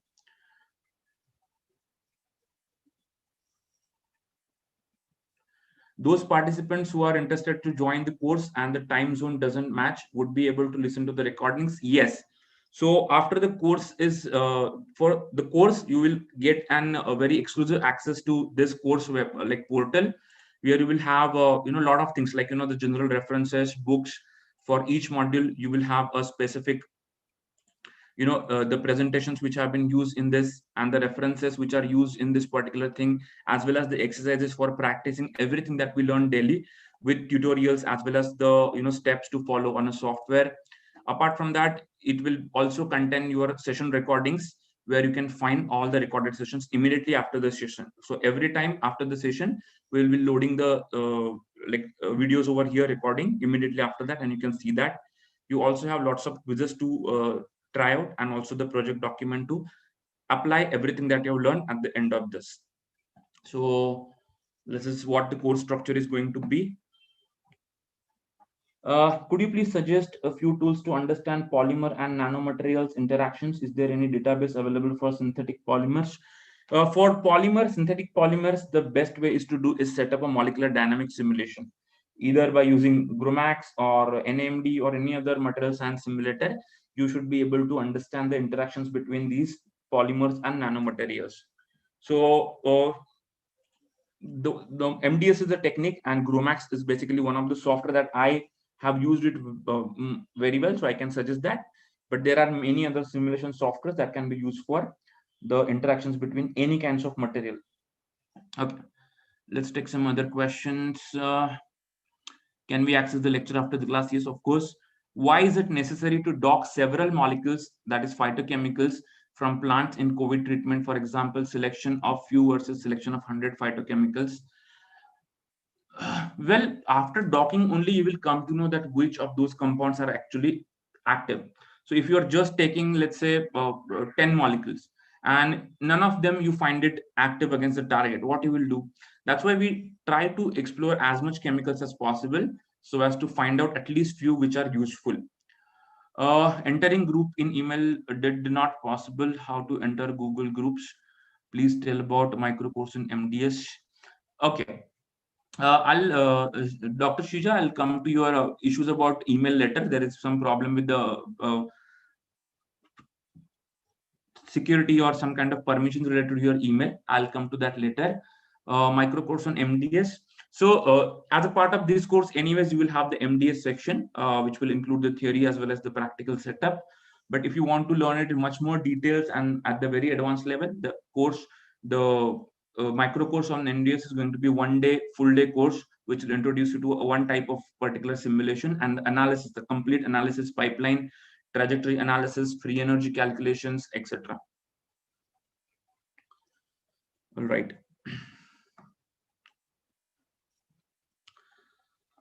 So for those who are attending the session from the YouTube live, that's all for today. Thank you so much for listening patiently through this. Any other questions you may have, feel free to ask them in the chat box, and then we can learn more about it. If you have any questions regarding the course, the registration, you can just drop an email or you can even put it in the chat box. It's fine. And now we will be shifting to the our ongoing course. So for those of you who think that they might be able to join this course starting today, you can stay back on YouTube. I'll continue this, only this first session I'll continue on the YouTube, the one which I'm taking for the registered participants. So if so that if you join tomorrow even, so you will not miss anything as such. So those who don't want to attend this course, they can feel free to leave the YouTube. And thank you so much again for this. Okay, so now for the participants, I'll be addressing to the participants on Zoom, which are the registered participants for this particular course. Let's continue our discussion for today. We still have some time left about the course, so we'll continue our discussion. All right. Okay, so now that we have got introduced to this, initial phases, like what overview looks like, what are the things that we're gonna look at, what are the different things that we're gonna learn about in this entire course. Let's continue forward. To be able to use all these tools or to be able to learn about all these techniques, the first and foremost important thing is to understand one thing, that is how to represent molecular structures on computer. That is going to be your most important part. So now we will learn the representation of molecular structures on computers, which will basically get you set for all the other tools. I hope that you have read the document about the installation of the softwares, the links and the instructions, and all of them are ready. If not, you can do that later after this particular session is over. And then if any questions, just drop me an email and we can resolve those. So for using these techniques, we need to basically learn to understand how to represent the molecules of life or molecules of chemistry on computer. How do they look like? What are the different formats? And that's where representation of molecular structures is a very important stuff. So that's why we'll very quickly cover that today, the theoretical part, and practical we will continue from tomorrow. The molecular structures are very important in any aspect of your studies in scientific discoveries. They basically depict the way a certain atoms are arranged in a given molecule. So we know that molecules are made up of various atoms, and each a molecule has a different type of orientation and arrangement in a given 3D space. And that arrangement is what we call as the molecular structure. These structures are important because these are the ones are often responsible for a particular function. So that structure function relationship holds true over here. So if there is any change in the structure, the function would be changing. If two molecules have a very similar structures, very closely related structures, they will probably have the similar functions as well or similar properties as well. Traditionally, most of you already have seen some of these structures represented in the 2D diagrams or line diagrams in publications, in textbooks, etc. But for the use of chemoinformatics or for use of calculations, these molecular structures need to be represented in a certain way. They need to be properly formatted. There has to be certain information added to them so that the software can understand them properly. And that's where these representations come into picture. There are many ways of representing the given molecule to software or to in general to anybody. So for example, it could be simple nomenclature by which you can call that molecule. It can be a 2D structure. So 2D structures are usually shown as this lines representation, which shows us the atoms which are present in the molecule and the bonding pattern between those atoms. So they just told you, okay, here we have NH2, Here we have single bond at N and this carbon. Then we have here carboxyl group at the terminal, and these are the single bonds. Here we have the double bond. So when we visualize them, we know, because we have learned about it, we know what each one of these things actually mean. But our world is not 2D, our universe is 3D. So the 3D structures are more important, because what really happens in general is that whenever there is any molecule, it will quickly attain a certain three-dimensional conformation depending on its environment or microenvironment. And that 3D conformation also is important for certain properties of those molecules. As you can see, in 3D space, these molecules can attain many possible conformations, but they end up only in few of the conformations which are possible. And that's why it is important to estimate that correct conformation which molecules may be probably attaining in the real life, so that whatever analysis we do based on the 3D structures, that becomes very correct. And that's why 3D structures are also very important. 2D structures are very quick, very easy to analyze, very easy to manipulate also on a computer, and very fast to work around with. 3D structures, on the other hand, are a little bit difficult to work around with, because there are a lot of limitations of the techniques and softwares available for 3D structure determinations of small molecules. So what is the biggest problem here is that when you know that a molecule has these atoms and these kind of bonding patterns, they can have literally practically infinite number of conformations. These atoms can be here, these atoms can be here, they can be anywhere that they want, and any possible thing out there. The principle behind attaining certain types of conformation only is simple: energy minimization. Molecules will try to attain that conformation which minimizes the energy of those systems. So to find out that which conformation will have the minimum energy, we have to first, the software has to first understand how to calculate the energy. What is the relationship between these atoms, their positions, their distances, with the energy of that? So what usually software has to do, it has to sample all possible conformations. It has to calculate energy for all possible conformations, each of them, and then find the conformations which has the minimum energy or maximum stability. So that is kind of a competition, little bit extensive. So it can create some problems depending on what kind of energy model that you're using. Then surface representation is more kind of, realistic kind of view of how the molecules would be, because we know that molecules are not like this stick. Bonds are not sticks. Bonds are actually overlapping orbitals, and we have nucleus, electron cloud around that, etc. So they create this kind of a surface which can be represented by calculating this surface through some computational softwares. So how are these molecules represented computationally? When we are going to use these molecules, there are going to be many different file formats, many different ways of representing the molecules. So what are some of the common ways which will be helpful for us? Because we are going to play around with all these different types of representations at one point, because every software has a different input, it gives a different output.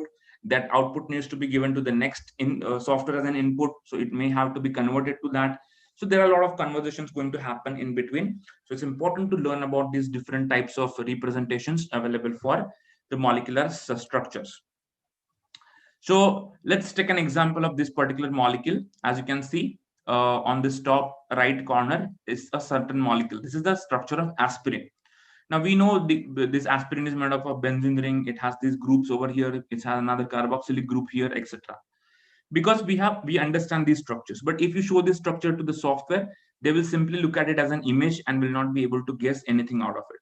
So to be able to describe the molecular structure very appropriately, the various types of file formats are utilized by different softwares.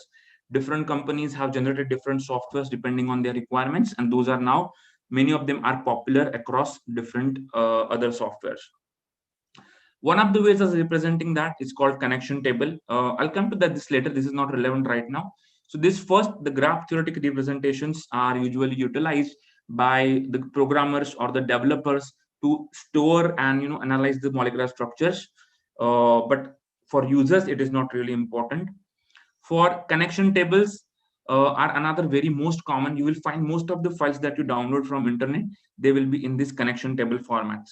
Either the format will be SDF or MOL or any other, but they will be connection table. So how does it look like? As you can see, example. So the same molecule that we saw on the top, it can be represented as a set of these values. So these values represent certain aspects of these structure to the computer. So when a software reads this data, it can understand what molecule it is, what properties it has, etc. So the first line here, it is usually reserved for the software. So whatever software generates these files, they will write their name over here. The next line tells us about the number of atoms. The first number tells us about how many atoms are there in the molecule. The second number tells us how many number of bonds are there in the molecule. So this molecule here contains 13 atoms and 13 bonds. The next block, this particular block, as you can see, it is the atoms block. So every atom is represented by an individual line on this file. This is a plain text file, so it can be open in any text editor to visualize, like Notepad or etc. So here, as you can see, the first column here tells the x coordinate. It tells the position of the atom in the 3D or 2D space. The second column is for y coordinate, and the third column for is the z coordinate. So we know that our 3D coordinate system, XYZ system. So these coordinates tell us the position of each of the atom. The fourth column is the name of the atom, which atom it is, that is given over here. And then there are a lot of other result columns that can be used by different softwares to fill up different information. Some softwares can add the partial charges on this, some softwares can add some other occupancy related things, anything. So those are software dependent, but these are the minimum common things. So every line here is the individual atom between present in the molecule. So you can see here C for carbon, O for oxygen. Hydrogens are not explicitly mentioned in almost all forms of the structures. They are automatically handled by the software that you're using. So you don't have to worry about hydrogens, but they are present. So wherever there's a valency, there are appropriate hydrogens present. As hydrogens have a very short length, the hydrogens which are attached to that, they can be easily put at the appropriate location by the software. After this block, the next block is the connectivity table. It tells the software the connection information between atoms. So what it means is the first column represents the first atom of the bond. The second column is for the second atom, and third column is for the type of bond or order of bond. So what it means is the first line here, as you can see, the atom number 1 and atom number 2 are connected by second order bond. So if you look at here, atom 1 and 2 have this double bond. Then 6 and 7 have single bond. So 6, 7 here you can see have single bond. So this way it represents different bonding patterns. So when you load this data into any software, they can recognize this information and they can draw the structures appropriately from this data. So when they see this position, they will automatically put the carbon there, and then they will create the bonds depending on this information. That's what the SDF file looks like. You don't usually have to write this because softwares can generate this, but you should know what information is there. So if there is any time you may need to edit this file or change certain things over here, you can easily do it. Another common format that is used by many softwares in the drug discovery are the linear notations. These are very simple, very small, and compact representations. Usually they are very helpful for storing large number of compounds so that you can store them in a very small space. Some of them are machine readable as well as human readable. That means machines can also read this and create the molecular structure, and humans can also read this molecule. One such example that we will be using a lot in many softwares is called simplified molecular line entry specification or entry system, or for short SMILES. Just remember SMILES. You don't ever have to remember this complete name, but SMILES are one of the common representations of molecular structures used in this different softwares. So you will see there are many softwares which require you to have the input in SMILES format. So you should know how does the SMILES format is generated by the software. So for the same molecule, the SMILES format will look just like this, as you can see at the bottom. So as you can see how compact it is, this format was such elaborate format, while this is the same molecule, but in a very compact format. So this is called as the SMILES format, which again we'll be using in many softwares. So let's very briefly, we will not discuss this in detail, but just so that you know, these are very interesting, just so that you understand how these are coming, how software calculates them. Very briefly, I'll tell you about how these are written. It's very simple. There are many rules to write SMILES, but these 4 are the most basic ones. So they represent 4 basic components of any molecular structure. So for example, how do we represent the elements? So elements can be represented by just their atomic symbols by in capital letters. So if you have carbon, you just write capital C, or nitrogen N. If the atom name has two letters, the first should be capital and second should be small. Otherwise, it will think that there are two different atoms. The second common things or components of the molecular structures are bonds. So those bonds can be easily represented by these kind of lines. So single, this hyphen means it's a single bond.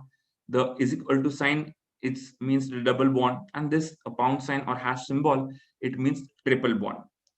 A single bond is optional. Even if you don't write anything in between the atoms, it will still know that it is a single bond. Second thing, as you remember from the earlier session, that hydrogens are not explicitly mentioned. They are just automatically added. So for example, when we write C here in smiles, actually it means it is a methane molecule. That's what it means, because hydrogens are automatically taken. When you write CC here, it actually means it is an ethane molecule. So this is the thing that have is in the smiles. So this way you can represent any molecule in a very short, compact format. The next very common things that we see in molecular structures are rings. So how do we represent rings? So for that, there is a certain rule of numbering that can be used. So for example, let's take a simple benzene ring as an example. Okay. So what we do here is, as we don't have way to kind of navigate through this entire thing, we break the hypothetically in our head. You can break the ring at particular position anywhere, and then you can basically open that structure. So what happens now? The structure becomes something like this. We have broken the ring. Sorry, yeah, not this. So we have broken the ring. Now, after breaking, how do we preserve this bond? How do we know that this is still connected in actual reality? So for that, what we do, whatever atom is present at this location, we number them as 1 and 1, for example, the same number. So whenever software sees that the number is same, it will automatically connect or create a bond between those two atoms. So for this, you can write a very easily smiles. So let me just draw this bond. So we'll start with the first atom. You can start with any atom. You just have to cover all the atoms. So let's try to write it C1. Then there is a double bond. So we'll write double bond. Then there is another C. Just write C. Then we have C. Then we have double bond. Then we have C. Then we have another C, double bond, and we have C1. Remember this number. So when you write this actually and you submit this to software, software will rather create this automatic benzene structure, alternate double bonds, rather than just writing this as a smiles or letters. Similarly, there is also short form for the aromatic compounds. If you want to show the aromaticity or the resonance structure, you can write it in small letters. So when you write small letters, that means each of the small letter atoms is the aromatic atom or part of the aromatic ring. So that is another shorthand. Next common things that we can find in molecules are the branches. Many times we have different branches. So for example, this can be phenol molecule, for example, very simple. So branches are represented with the help of brackets. So there are again many ways. So for example, let's take the same example now. This is the phenol, and we want to write it, the smiles. For that, how we'll do, we'll start with, again from the where we have broken the bonds. So let's say C1, then double bond C, double bond C, okay, C. Now when you reach this C, there are two ways to go. Either you can go in this direction or you can go in this direction. So you basically have to decide which one is you want to be a branch and which want to be the continuation of the straight chain. So let's see, this O is in the branch. So moment you take a branch, you open the branch by the opening bracket or parenthesis. Then you finish all the atoms present. So there may be another one over here. Let's say this kind of a thing. So you finish all the atoms which are present in that, and once it is finished, then you close it. After you close, you continue from where you left off. Then C1, double bond. Sorry, yeah, double bond C1. So what will happen here is this double bond will be also attached to the same atom, and this group will also be attached to the same atom. So this way you can have the branches. You can take any example. So let's take an example of, let's say we have a 4-fluorocarbon over here. So how do you write? Now let's start. Let's say this is our straight chain, for example. So let's start from left, that is F, and right come to C. But now here we have three ways to go. So basically there are two branches and one straight chain. So you can take any one of them to be your first branch, finish all the atoms there, then go to the second branch, finish all the atoms, and then straight chain. So automatically, yeah, four are there. So this will be creating the same structure as you have drawn here. Then there can be nested branches. So for example, you may have here another branching pattern, just like we have here. So once you have this basic rule, you will be able to write smiles for any of the molecules. But as and when it goes, the molecule structure grows, the writing this becomes more and more complex. So let's try to write the smiles for the aspirin molecule that we have taken as our example and see whether we can draw it. So now look at the structure. There are a lot of things. The first thing we have to do is we see the ring. So we have to break it somewhere. Let's say we broke the ring hypothetically here.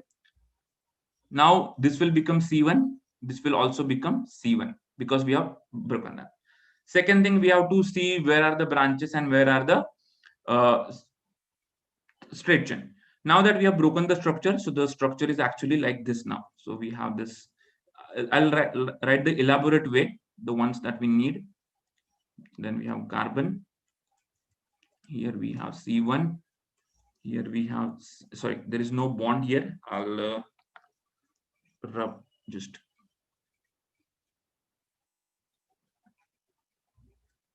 Okay, so here we have C1.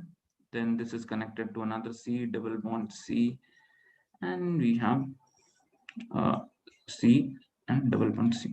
Okay, so this is the structure we have, and then this carbon is connected to O, then we have another C, and another O. So this is the structure we have broken now. As you can see now, this is a broken structure here, so there is no more ring. So any of these you can take as your straight chain depending on your requirement. There are certain rules which are called as canonical smiles as per the IUPAC rules, how to start it. But for simplistically, you can have multiple smiles for the same molecule. You can start from anywhere, you can anywhere as long as you cover all the atoms. So let's say just for your, as I already given you one of the smiles, let's consider this to be our straight chain and rest others to be our branches. Okay, let's consider this. And let's try to write the smiles for this entire molecule. So we'll start with this end, the right end. We'll start with C. So first let's write C. Then next is C. So write C. Now here we have bifurcation. Either we can go in this direction on this C. As we have decided this to be our branch, let's open it. Write all the molecules or atoms in the branch and then close it. Continue to O. Then C1. You don't have to worry about the ring now. Then double bond C. Again, now we have two things. One is the branch, one is the straight chain. So first finish the branch, open it. So it has C, double bond C, C, double bond C1. Okay. As all the atoms are finished, there is nothing forward. Close it. Then come back to the where we have left off and continue. So we have again C. So let's write C.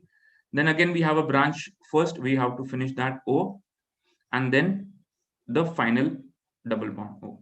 So this is the smiles for the aspirin. So if I now copy this smiles, so for example, I'll just very quickly give you an example of the software we're going to use. So let's say if I use this smile and I will go to the software. I don't think I had open. Okay, let's open it. So for all this, molecular files, conversions, editing, calculations of properties, we're going to use the software called Marvin Sketch. So this is going to be your common for all the other softwares. So we'll just quickly see this part and then we'll stop for today and continue learning it from tomorrow onwards. So when I paste these smiles into the software, if it recognizes it to be a correct smile, it will rather draw a structure rather than showing it to be a string. But if there is anything wrong in that smiles, it will just show it as it is. It will not create a structure, molecular structure. So that way it recognizes easily these smiles. Now, usually you don't have to write it on your own. Softwares are good, well capable of writing this, but you should understand these rules so that whenever you have to do a modification in a software, you can quickly change it right there in the smiles. So I will just simply paste it now. And when I paste it, you will see that it has rather pasted the structure because we had written the correct smile. On the other hand, if we write a wrong smile, let's say rather than C1, we write it as C2, C2, C1. So now it won't find the partners for this. So it will just show it as either wrong smile or just a smiles as it is rather than creating a structure. So numbering is very simple: 1 1 for the first ring, 2 2 for the second ring, 3 3 for the third ring, etc. So that way you can get your structures done. As you can see, it has not identified the structure, so it is showing it just as a string like that. So these are very useful, very compact, and very interesting kind of things that you can do with this. So there are many file formats in which this data can be available, and you will have to convert many times between these formats during this entire course. So let's very quickly go over them. Smiles we already have seen. It is a simple linear representation. Now remember that smiles can be converted only to the 2D structure because we don't have the 3D coordinates. It cannot generate. It will default will be 2D. So what it will do, it will take the default values from the molecular modeling system.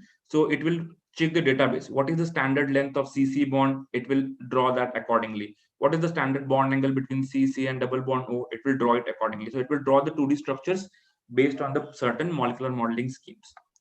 Then we have MDL SD file, often called as SDF file or a structure data file, which we have seen as a connection table format. As you can see here, now this is from the 3D structure. So we have all the 3 columns filled with values of coordinates.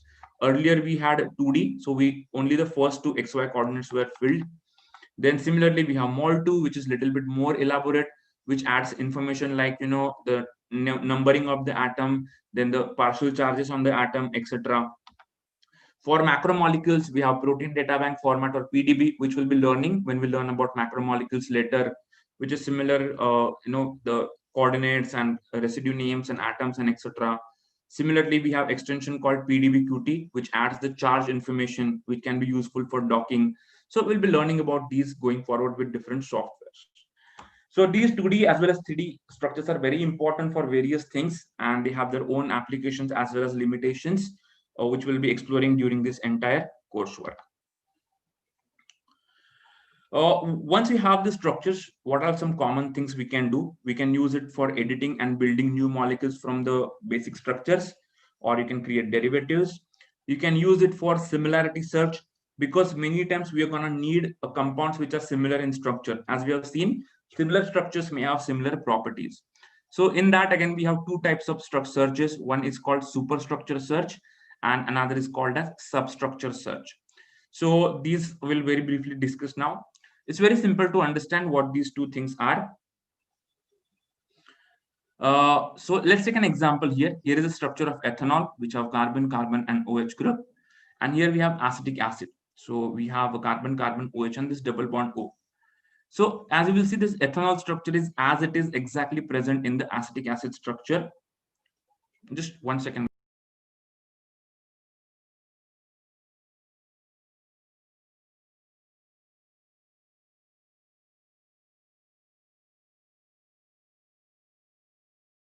Okay. Yeah. So ethanol is basically called as the substructure of acetic acid because this is present exactly as a substructure of this, while acetic acid is referred to as the superstructure of ethanol because acetic acid is the parent molecule which contains the structure of ethanol in it. So these can be very useful searches to find different types of molecules. So for example, when you perform the superstructure search, it will give you all the molecules from the database for which your molecule is a superstructure. That means it will give you fragments. So for example, if you have this kind of a structure, okay,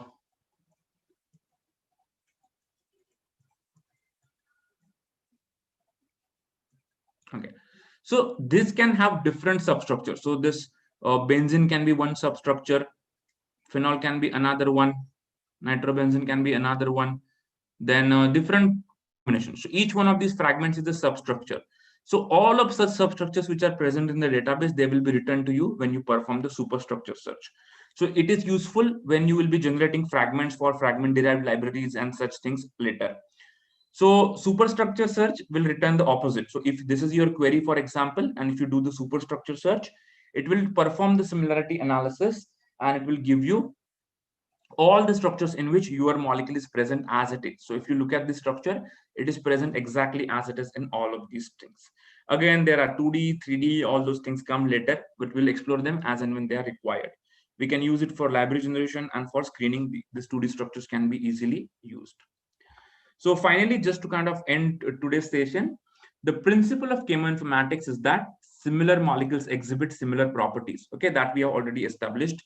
The choice of representation is key in determining how such similarities are evaluated, and thus the effectiveness of subsequent analysis.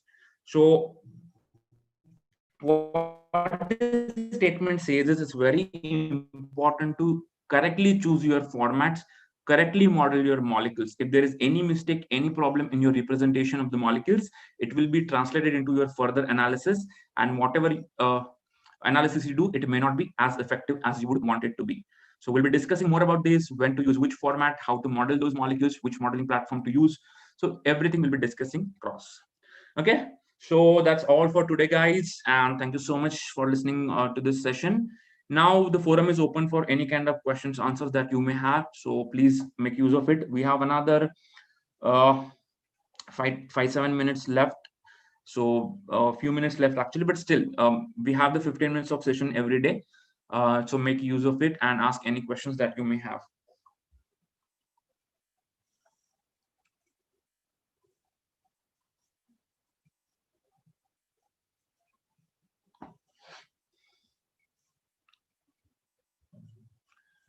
Okay, so are you all comfortable with whatever you have discussed so far? The overview is clear, what we are trying to look for.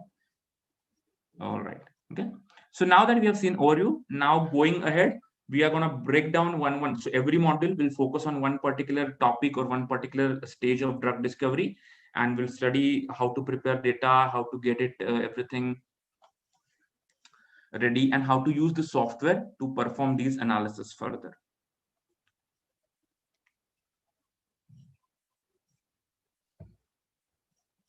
Okay. All right then. So at the end of this, after this, I will of course upload the session. I will share with all of you on your email IDs the link to this entire uh, coursework, where you will find all these presentations, your exercises for every day, your required references material, everything, and the recorded sessions. Also, I'll share that link through email later. After selecting a particular heterocycle, how can I get a good target based on the properties of my structure? So the target identification is grounded in many different ways. There is actually some prediction servers we are going to study called Swiss target prediction, for example, or you can do the analysis of the docking by using multiple different targets and see where it binds the best, etc. Uh, we'll come to that. We have a separate session on the target identification, so you will learn how to use the structure to predict the potential targets. Do we have ebook for structure representation? Yes. So in the course that I will be sharing with you on the first module, that is representation of structures, here you will find in the references different file formats and their exact documentation, that how they are drawn and all. And in the general CAD references, you have been given a book called Introduction to Chemoinformatics by Andrew Litch, which very explicitly and very nicely describes the representation, 2D as well as 3D representation of molecular structures. So I have included that in your course material, so you can use that for the study. All right. So let's take some of the questions from the YouTube people.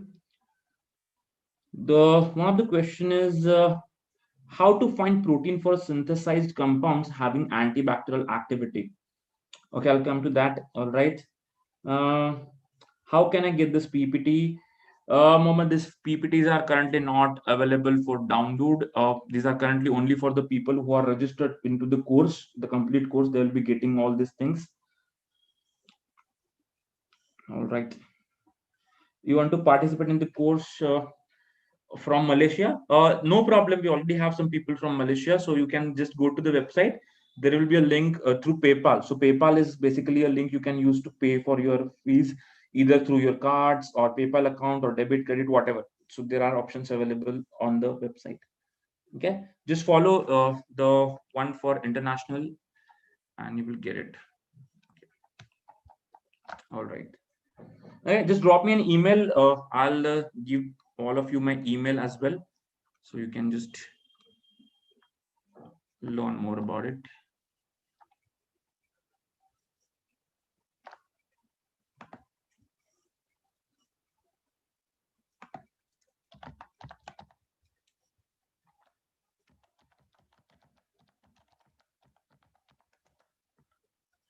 And more details about the course can be found at this link. I'll also share the link on YouTube, so you can just have a look at that.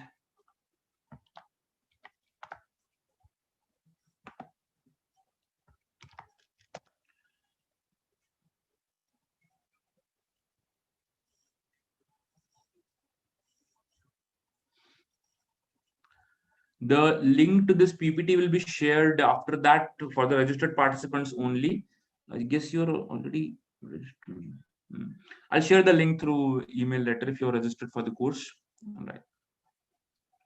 Okay. So thank you everyone, guys. If there are no more questions, I'll take your leave. Any other questions, you can always feel free to drop us an email. We'll get back to you as soon as possible with the resolution to your query. So our email ID as well as the link to the course has been posted into the YouTube chat, live chat. Just to follow that, and any questions, you can drop us an email anytime. Okay, everyone, and so goodbye and have a good time ahead. Those who are already in the course, see you tomorrow at the same time with the same format, and we will talk on the Zoom. Okay, goodbye. How I can download from the drive? So these you can simply download directly. I'll share the link. You can just download this, all of these contents.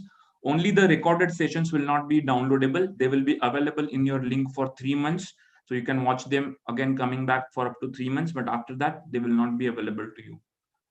All right.